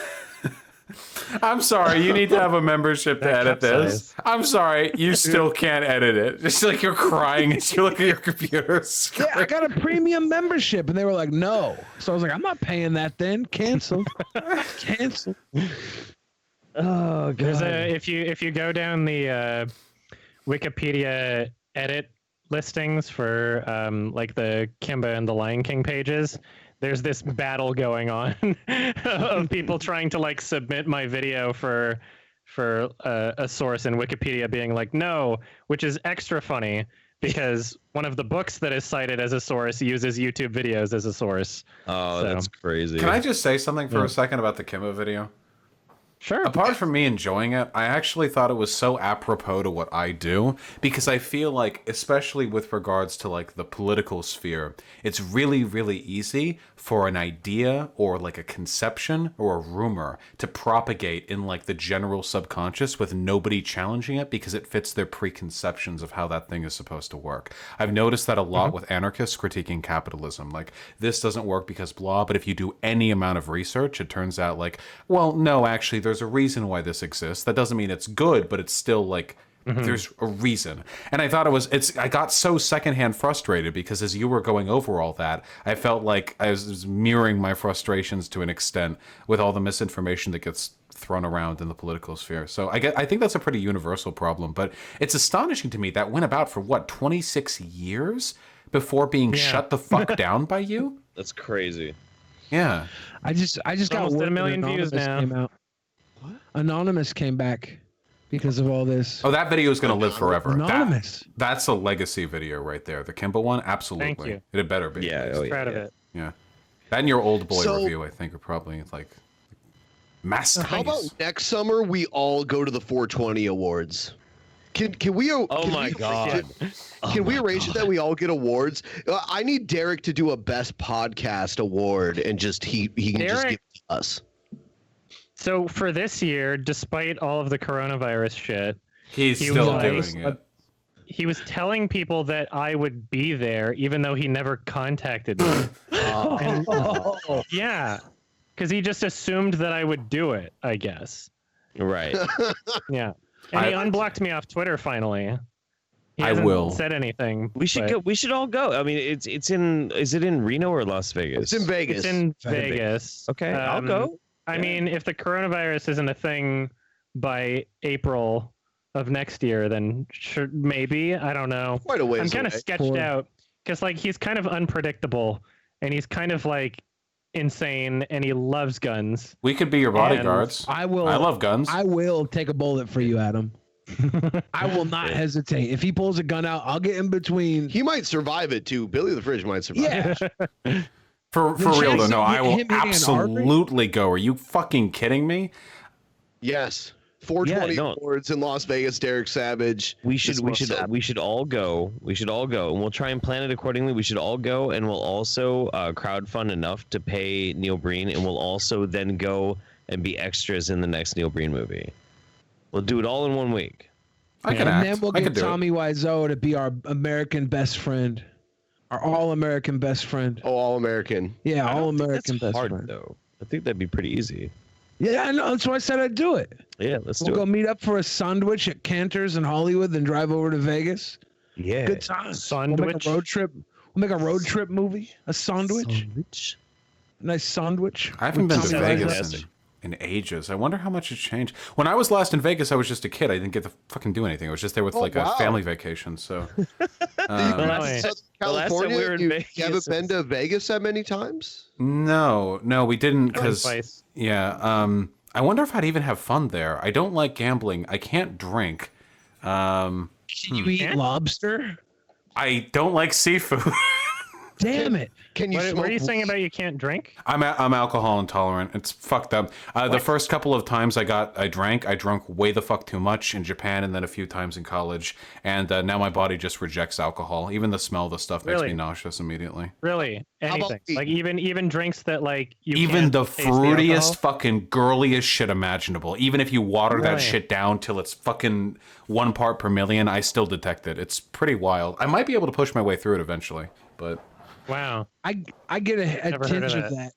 I get a bit of that from like over consumption of alcohol. Like I get to the Ben. I think you've seen this a few times. My face breaks out like leopard print from vomiting too hard. Well, that's from vomiting. Yeah. Yeah. But after that, I'll have that effect where if I smell alcohol, it makes me sick to my stomach, and I just power through it. Bosh, have you smoked weed? Oh yeah, of course. Yeah, if we're going for the 420 awards, then of course. Wait a second. Has Nevada legalized weed? Yes. Nevada. Yes, Yeah. 100%. Yeah. Okay, then I will be insanely high for that. But I will have to abstain from alcohol, as you know, as a la Wills. You went to college in Humboldt County? Yeah. Yeah. Oh yeah. Do you want to go family style on an out of town prostitute with us? Nice. Yeah. We'll We have can to. just drive out to the desert. Oh my God. I'll have to. What is family style? Just is that just another word for gangbang? Like, why do you keep It's saying where that? we share one. Yeah. Okay. You know when you get the dinner, Family the dinner style. plate where they serve you dinner family style, where it's all on one plate and you have to scoop it up yourself. Okay. Yeah, I'm sorry. I mean, you could use other terminology. Prostitutes just like put on like a lazy Susan, and you just like turn them to each. Whatever. Yeah, my apologies. I've had sex. Be a lazy Susan or a. I've had sex with sex workers, but I'm not used to paying for it. So yeah, I guess descend from Olympus to pay for sex. I feel like the last time I was in Vegas, I think it was with you guys, wasn't I? With the crew? Yeah, with the crew. Everyone here except for Vosh, yeah. Yeah, everyone here except for Vosh. Yeah, no, you don't have to drink or do anything crazy to have fun in Oh Vegas. no! I know I'd have a phenomenal fucking time. Yeah, I remember the wacky city. crazy. Yeah, we can get. There's roller coasters in New York. We can just do that all the time. Oh, roller coasters terrify me, so I'll stay on the ground. I have some popcorn. Well, shit, what do you even do? I stay in my house, Adam. Coasters? I do YouTube politics. I play video games. We'll get a nice housey Airbnb you could stay in the entire time. We went and looked at dead bodies when we were there. The bodies exhibit, yeah. Bring the Vosh box in a wagon. You just have it's like a little mobile home you cart around. I just sit in there and I play like Warhammer or something like that while all of you are drinking and fucking prostitutes. Should we get a Wi-Fi enabled rickshaw for you? Yeah, absolutely. We'll cart Vosh around. We'll take turns wheeling you around Vegas. That would suck. And ironically, the trip to Seattle today was the first time in like fucking 2 months that I've spent any appreciable length of time outside my house. It was good. I had fun. Great pizza. And you got stuck in a riot getting a pizza? Me and Jeff came back from Vancouver hanging out with Adum, and then the lockdown happened like 2 days after I got back home, and they closed the border. Yeah. Crazy timing. Do you remember how paranoid I was the entire time you guys were here? Oh yeah. So I mean, I sent you like a text, like almost insinuating that I wanted to cancel. I know. I know. Yeah, I saw Jeff Holiday right as the outbreak was starting, I think, or like right around that time. I was on my way home and we had dinner together. Yeah, it was a wonderful dinner. That was he was coming back from the trip that we had together. He came back like a few hours earlier than I did. Yeah. Oh, Jeff, my girlfriend says hi. Said she also enjoyed the dinner from chat. Also, it was an absolute pleasure. An update from my mom. Apparently, Beverly Hills has been tagged and looted. I hope they're okay. Oh man, just getting texts. Wasn't there like something from the White House earlier too? There was. They were putting actual like military forces down in Washington D.C. There's also word now that Anonymous is back, and they are going into the history of cops who got away with shooting black people. They're going to look into the lives of these cops who got away. Good. What does that mean though?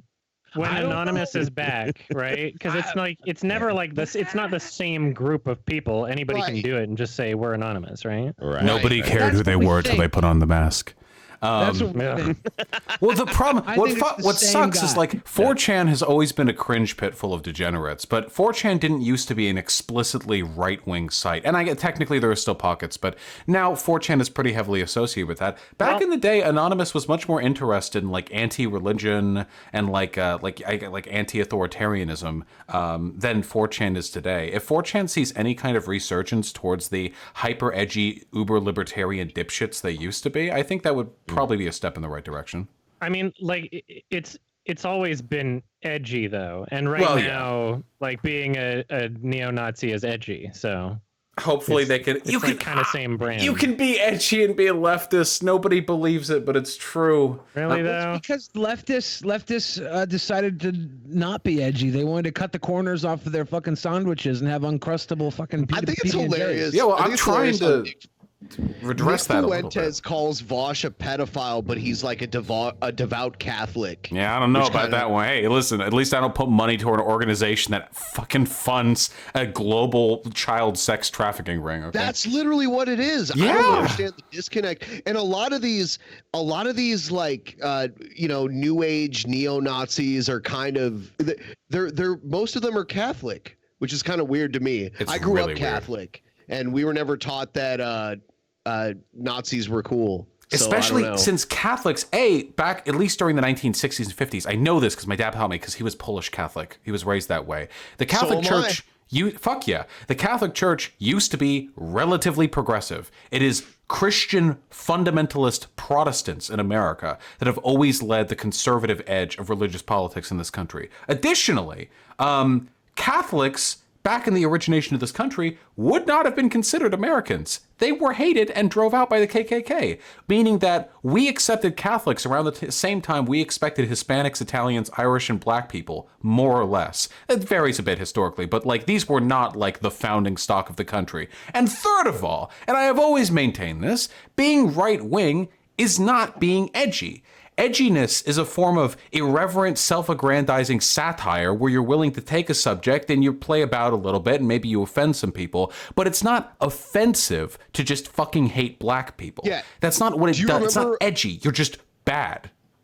Do you remember when Paul Joseph Watson said being right is the new punk rock? The new punk rock. Yeah, that's what they want. They want to be culture. I think that's what they want so badly. They want bootlicking to be the next. Said punk rock. Said that later.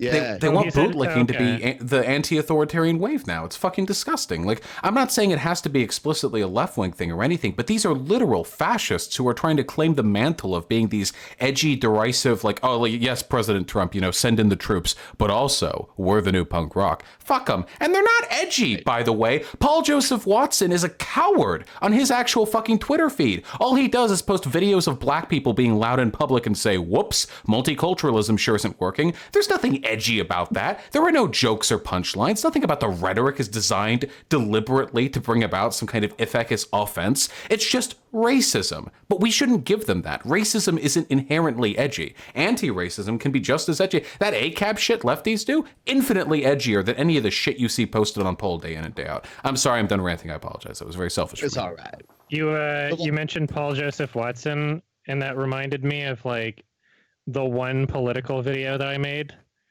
And it's on my vlog channel. If you want to play it, it's like not even a minute long. Yeah, I just posted it in chat. Here we go.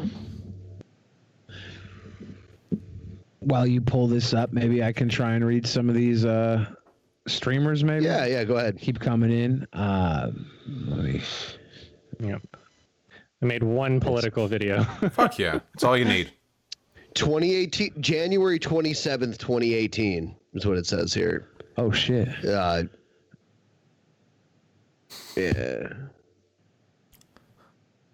So this is the same year, 2017 versus 2017? This has to be one of my favorite DP episode to date. Thank you. Also, thanks for the trap fab material. You're welcome. Oh, you're welcome.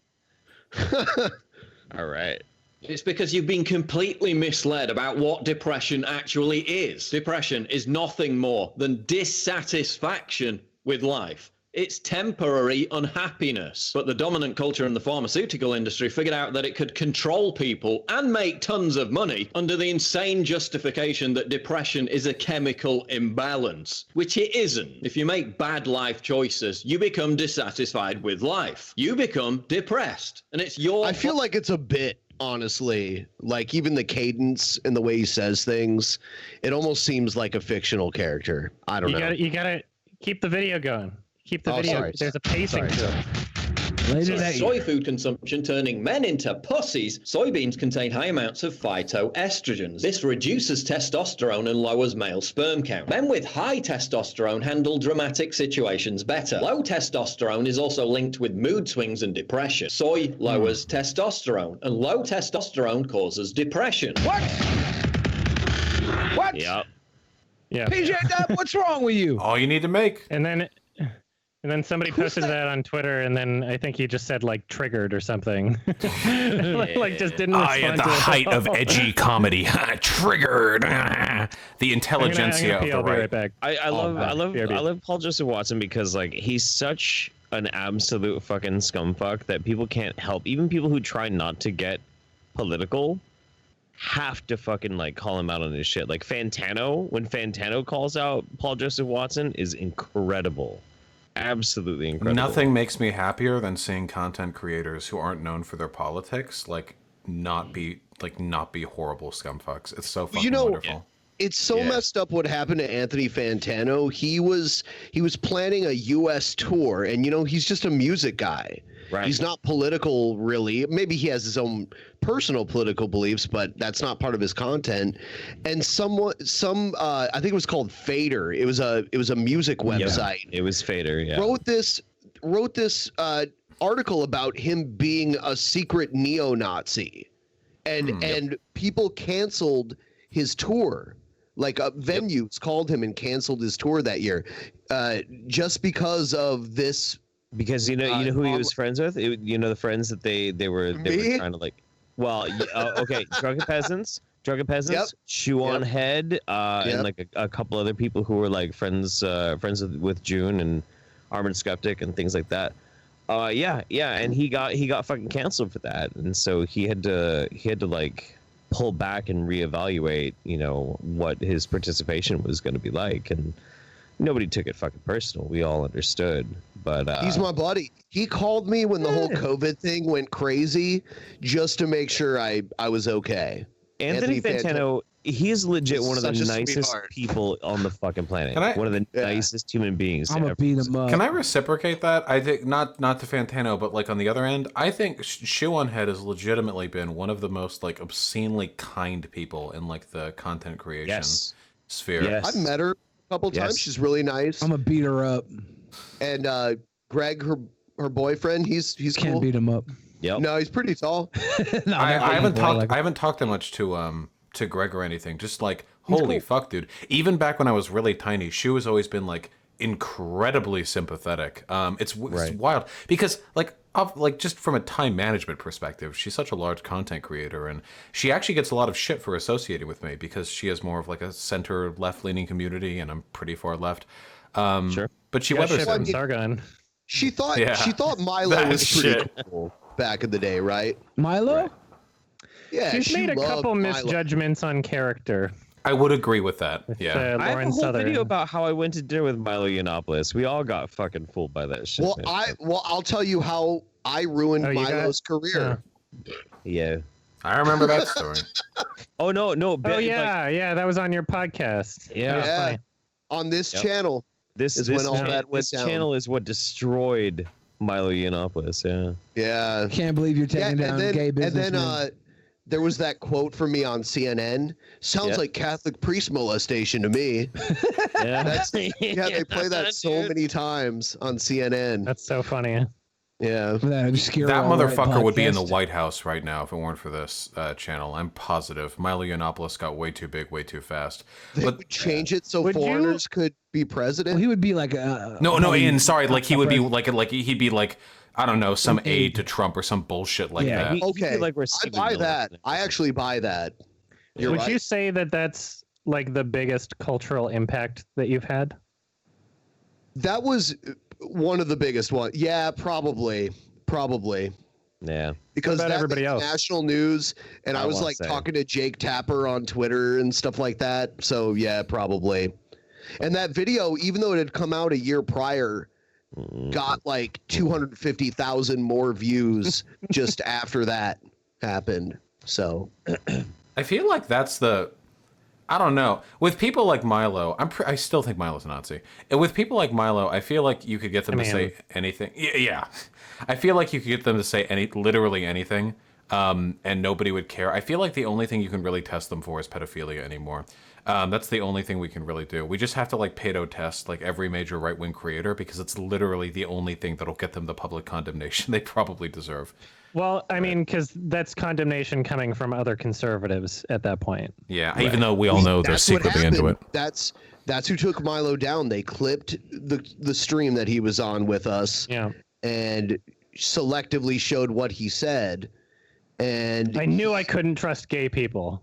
Oh, yeah, it was only because he was gay. It was only because he was gay. We all know from fucking Roy Moore, if Milo Yiannopoulos was straight and he was doing that shit, nobody would have given a fuck. It was because he suddenly played into the gay pedophile trope, so they had to drop him like a hot iron. Yeah. Well, he was about to speak at CPAC. He was about to be a big speaker at CPAC that year, and that got him kicked out of CPAC. That lost him his book deal.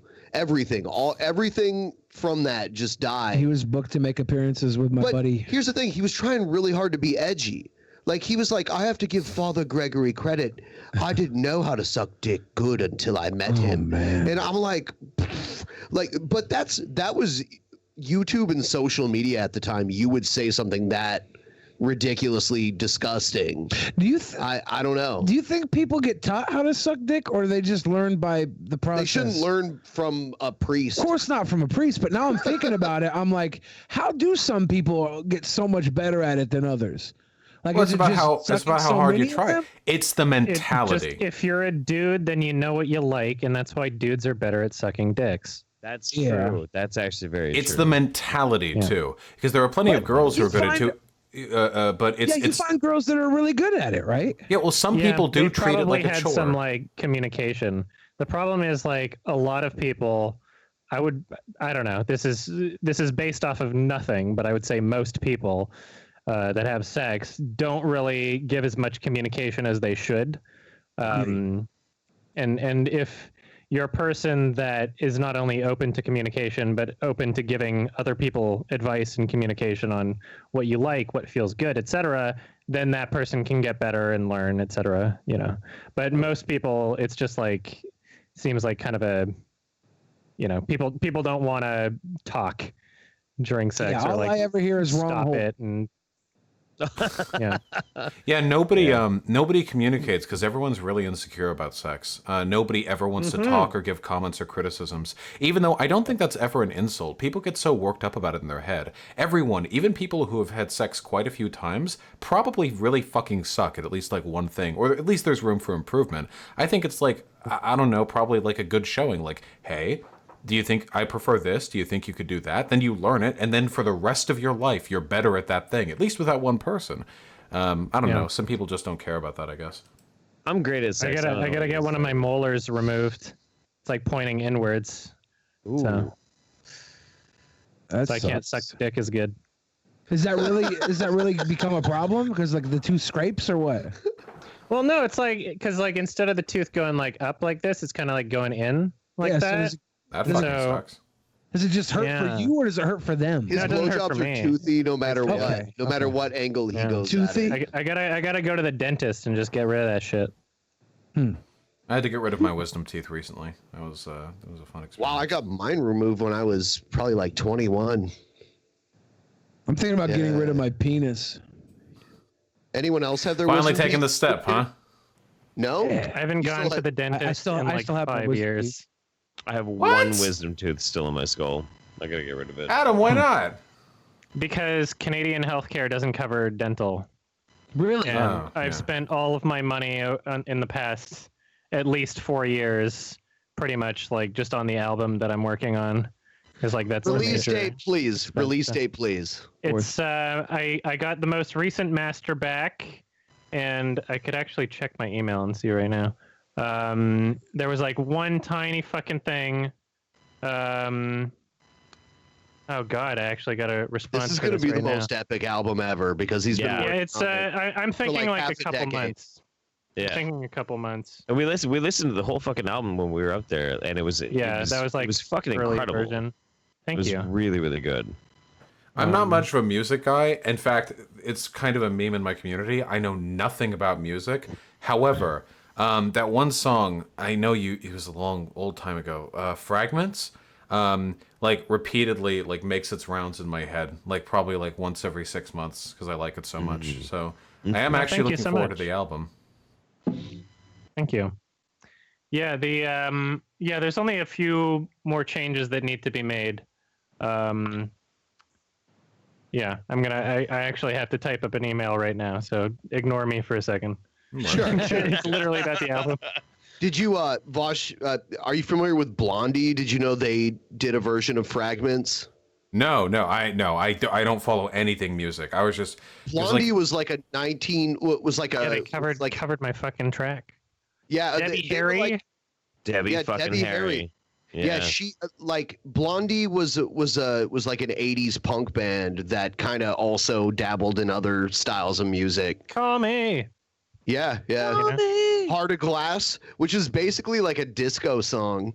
It's kind of weird. I know Taylor Swift exists. Beyonce as a person.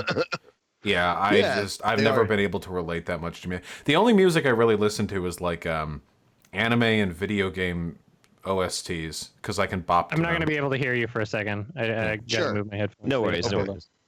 Let's fight in rough. Oh, holy fuck! It's 9:45. I'm probably gonna have to head at 10 or in 15 minutes. To get some work done tonight. We would have ended already, but we didn't know Adam was showing up, so we're like, "Hey, Adam's here." No, I've had a fuck fun. I've actually had. I'm really glad because all the politics lately has been so fucking serious. All the with the riots and everything. There hasn't been much time for levity. I'm really glad that I came on. So thank you for delaying the stream an hour so I could enjoy the whole thing. I'm kind of mind blown because we're like almost halfway through this year and we've got COVID and now all of this civil unrest going on. It hasn't really been that good of a year so far. I remember how terrible. And then I'm afraid that the year's going to end with re-electing Donald Trump, and then it's just Do you remember how terrible 2016 was? Riding with Biden, baby. Yeah. We all thought 2016 was the most cancerous shit year ever. The politics was bad. We thought that was the last good year we had. Remember in 2015? Yeah. Remember in 2015 when we legalized gay marriage across the country and everyone was like, "Man, progress." Nice. I like that. That was okay. I can't change, even if I tried. It was beautiful. I wanted to go out and marry a guy. Still for healthcare. Still good. For healthcare. If you're a guy with good healthcare, hit me up. If you're a woman with better healthcare, hit me up. I thought we were supposed to have murder hornets this month and not civil we unrest. did. Dude, we had UFOs. Remember we had UFOs? Did you see that video where I saw Joe Rogan watching it? It was a praying mantis fighting one of those murder hornets. And the praying mantis manhandled one of the murder hornets. Wow. Praying mantises are could you imagine if praying mantises were like double the size they are now? Like the size of a small dog? Those things would be lethal. Well, I just take my gun out every single time I go outside. Yeah. Yeah. Yeah. They're scary as fuck. They're disproportionately strong. I'm a little drunk now. Drink a lot. Nice. Yeah, a little bit. Usually I'm the only one. I have. You're not the only one drunk. We've been drunk together so many times. You're just too drunk to remember it. No. I'm not saying that. I'm just saying, like, historically speaking, I've been coming on the Drunken Peasants for a long time. I like to drink. I tend to drink every time I'm on the episode, but often I'm the only guy who's drinking. So knowing that you're getting a little tipsy kind of makes me feel very simpatico. I like it. It's cool. All right. Yeah, I'm vibing with it. It's cool. You know what? Me and Jeff went to a hockey game up in Canada. It was a packed house, probably like 20,000 people in there. That was the coolest shit ever, dude. My team from Ohio won that night. Yep. And then after it, I'm like, holy shit, are the fans here going to be mad? You know, because like sports fans can be overzealous. Yeah. But there was like a bunch of people came up to me and like congratulated me for my team winning. Canadians are so polite, man. Did you feel like you were personally responsible for the win? No. I was the doom and gloomer on in that trip too. Like once we figured out like your team was gonna win, I'm like, dude, I don't know, maybe you need to like cover up your shit. Like we might die. You might need to cover up your jersey. We might fucking die. And you're like, no, I'm gonna fucking rep it. I don't care if I make people mad. Probably like 5 people in a crowd of like 20,000 wearing every that single jersey. fucking person. There's like 5 people maybe. Every single fucking place we walked past. Such an obscure team. Like they all congratulated Ben on his team's win. Every single fucking. It was so nice. It was refreshing to see like good sports. Everyone there was really nice. It was cool. I'm so charmed by Vancouver, BC. It's a beautiful city. Love Canada. I had such a good time. In like I would say out of Portland, Seattle, and Vancouver, I'd probably put Vancouver at the top. You would? I enjoy living in Canada. Yeah. I would never want to live in America. You know, it's not as much as like not there's all so as bad many as the people news that are headlines. Like, no, I get it. No, I've visited Canada, the Vosh? States a lot. I've visited the States quite a few times. I don't like it as much. LA is a fucking shithole. It really is. a shithole. Like, and there's so many people that are like, "Oh, come to LA because you'll be able to like collaborate and do all this like networking and all that shit." Like, I've been there long enough to know that I would never want to live there. It's fucking awful. Me and Jeff rode trains all over Canada. Trains? I know you like the trains. I love the trains. Twains. Yeah, Twains. Train. It's called the Sky Train. It's like up. Yeah. Instead of a subway, it's like elevated. And it takes you all around the city. And there's no driver. Train It's all like handled by AI and shit. It's fucking crazy. So basically, that email I was sending was basically like, I have to go back. There's like the album is so close to being finished, but there's one noise in a very important track, just in the right channel, in a place that it's not supposed to be, and you can hear it on headphones, and chances are I'm like the only one that will ever be able to notice that it's there, but it pisses me off enough that I need it fixed, and it can't be fixed in the master, so I have to go. I'm emailing back the studio from the mix to get them to take care of it so that I can get it remastered. And so it's a bit of an annoying process, but like, you know, the most important thing is like, if you're going to produce and make something and have it be that finalized version that's going to be there forever, you don't want something where you're listening to it and you hear something you don't like every time you hear it, right? Billy the Fridge will get a lyric wrong and just let it go. Yeah. This is a little different. It's a different things, you know. I'm not very perfectionist see, with my content, but you want to see the album artwork? Yes. Yeah, sure. Yeah. And I don't know if I've actually published this anywhere, so this will be like a exclusive Drunken Peasants. This is great. Nice. Hell yeah. So, it got finished a week or so ago. Let's see. Wow. So this is the cover art? Yeah. Yeah. Is that a crow? There's or also a version with like a text too, but sorry. Is that a crow or a raven? You have to show it to us. Oh shit! Sorry, yeah, I keep forgetting it's not on my screen. There we go. Oh wow! Oh, that's really nice. Whoa! Shit! Hold on. This will make it look better. There's a little high-res image. Shit! I didn't know it. I'm not used to this. All right. Yeah, I like it a lot.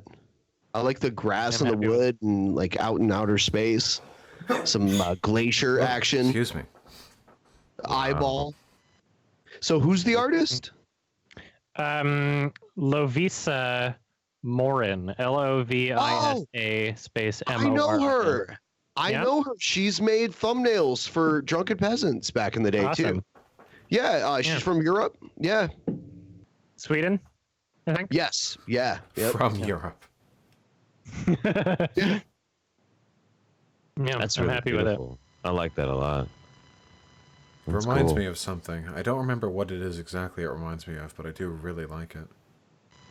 Thank you. Yeah, I'm fucking hyped. Been You know what the strangest thing recording is? it for like 4 years. Lovisa actually made our thumbnail for the Milo episode Oh yeah. that we talked about. You could even ask her that. Yeah. Strangely enough. If she wants to admit it at this point. The infamous Milo episode. Yeah. Milo alert. Yeah, like so because we even mentioned it, I do say, as much as I love Vancouver, BC, and I think it was amazing, I had a fantastic time up there, I still prefer Portland. I like dirty cities, man. I love dirty cities. Yeah. Well, you also don't like The Shining, so. We're gonna start this now. We don't have to start it. Hang on. I'm just kidding.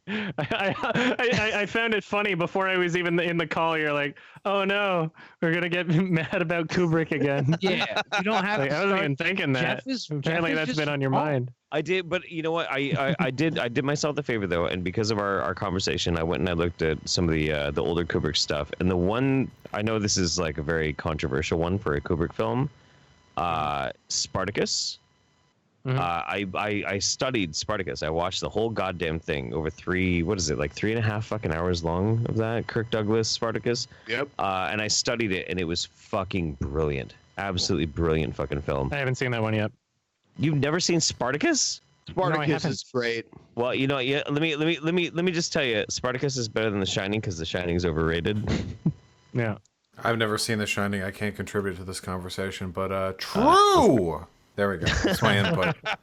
The Shining is not overrated. Jeff is false. completely wrong. It's Jeff likes to have. We don't need to get back into it. It's just going to be the same conversation again. It's not going to be a It's gonna be conversation. the exact same conversation again. I'm just going to call Jeff wrong. That's all I'm doing. Okay. It's not a conversation. Yeah. Jeff is just wrong. I'll tell you what though, Star Trek Picard, awesome show. Is it? Okay, we should probably wrap this fucker up. When he's hitting the door with the axe. Picard. No.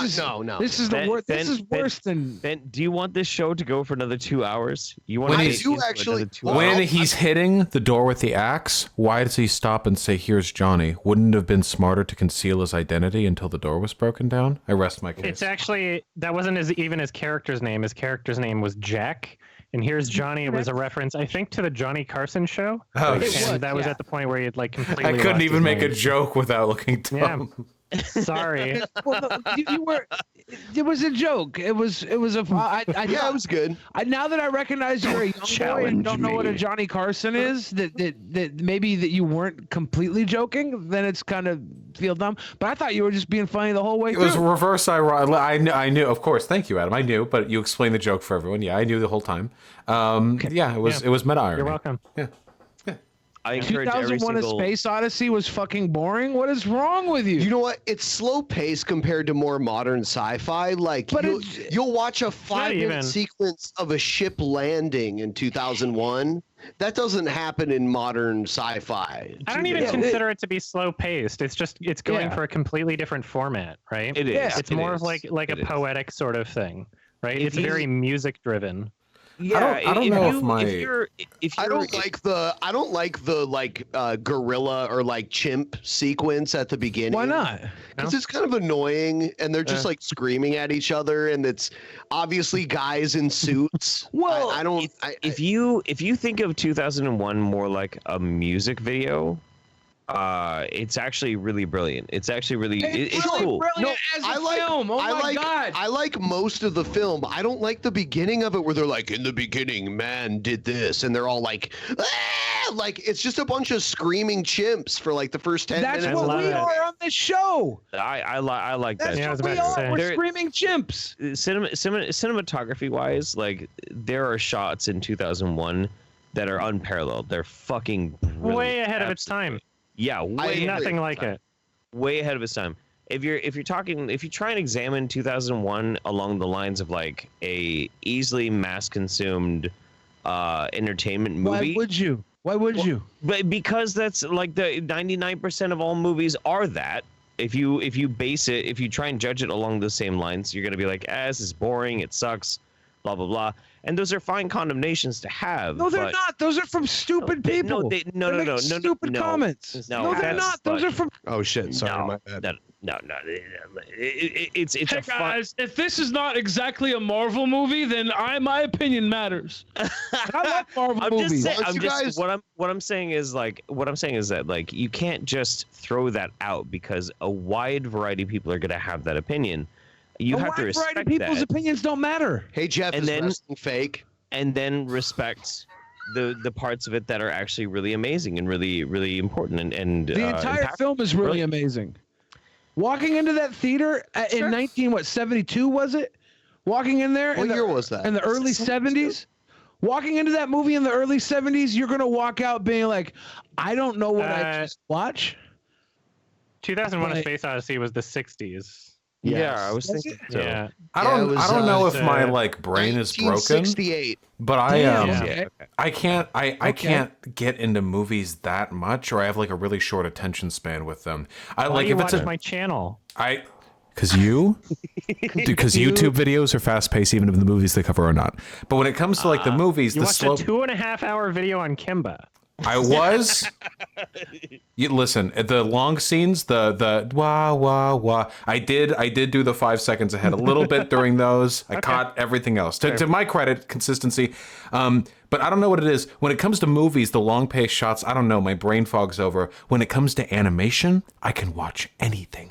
I could watch just 2-minute sequence of like a river with like the little bits of grass like floating down. I've always thought like animation is the highest art form because it brings together basically everything. Everything has to be deliberate because nothing isn't constructed. There's nothing. It's a complete like simulacrum. You know, there's nothing from the real world pulled into it. Simulacrum. Thank you. Yeah. I don't know. Maybe I just watched too much fucking anime when I was a kid or something. But I'm about to have to go, unfortunately. All right. Because I've got work to do, and I also have to get some food back in my stomach. I think we're all about to go pretty soon. What are you going to eat? 10. I am going to have another fucking bomb-ass slice of that, fuck, what was it called? Baked potato pizza from Rocco's. Potato pizza. It's got the pizza slices. It's got the mozzarella. It's got the cheddar. It's got 2 types of ham. Fucking beautiful. I'm gonna go have one more of those because each of those slices is like 3/4 of a pound. So I'm gonna do my best. Thank you all so much. Had a phenomenal time. Adam, thank you very much for coming on. Jeff, Billy, Ben, good to see you. Wonderful to talk to you again. Hope I can do it in the future. Yes. Definitely. Good night, sir. Have a great night. Have a good one. 2 types of ham. All right.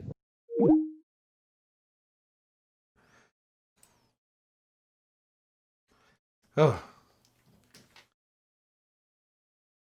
that was so much fun. I'm really glad that I was able to do that again.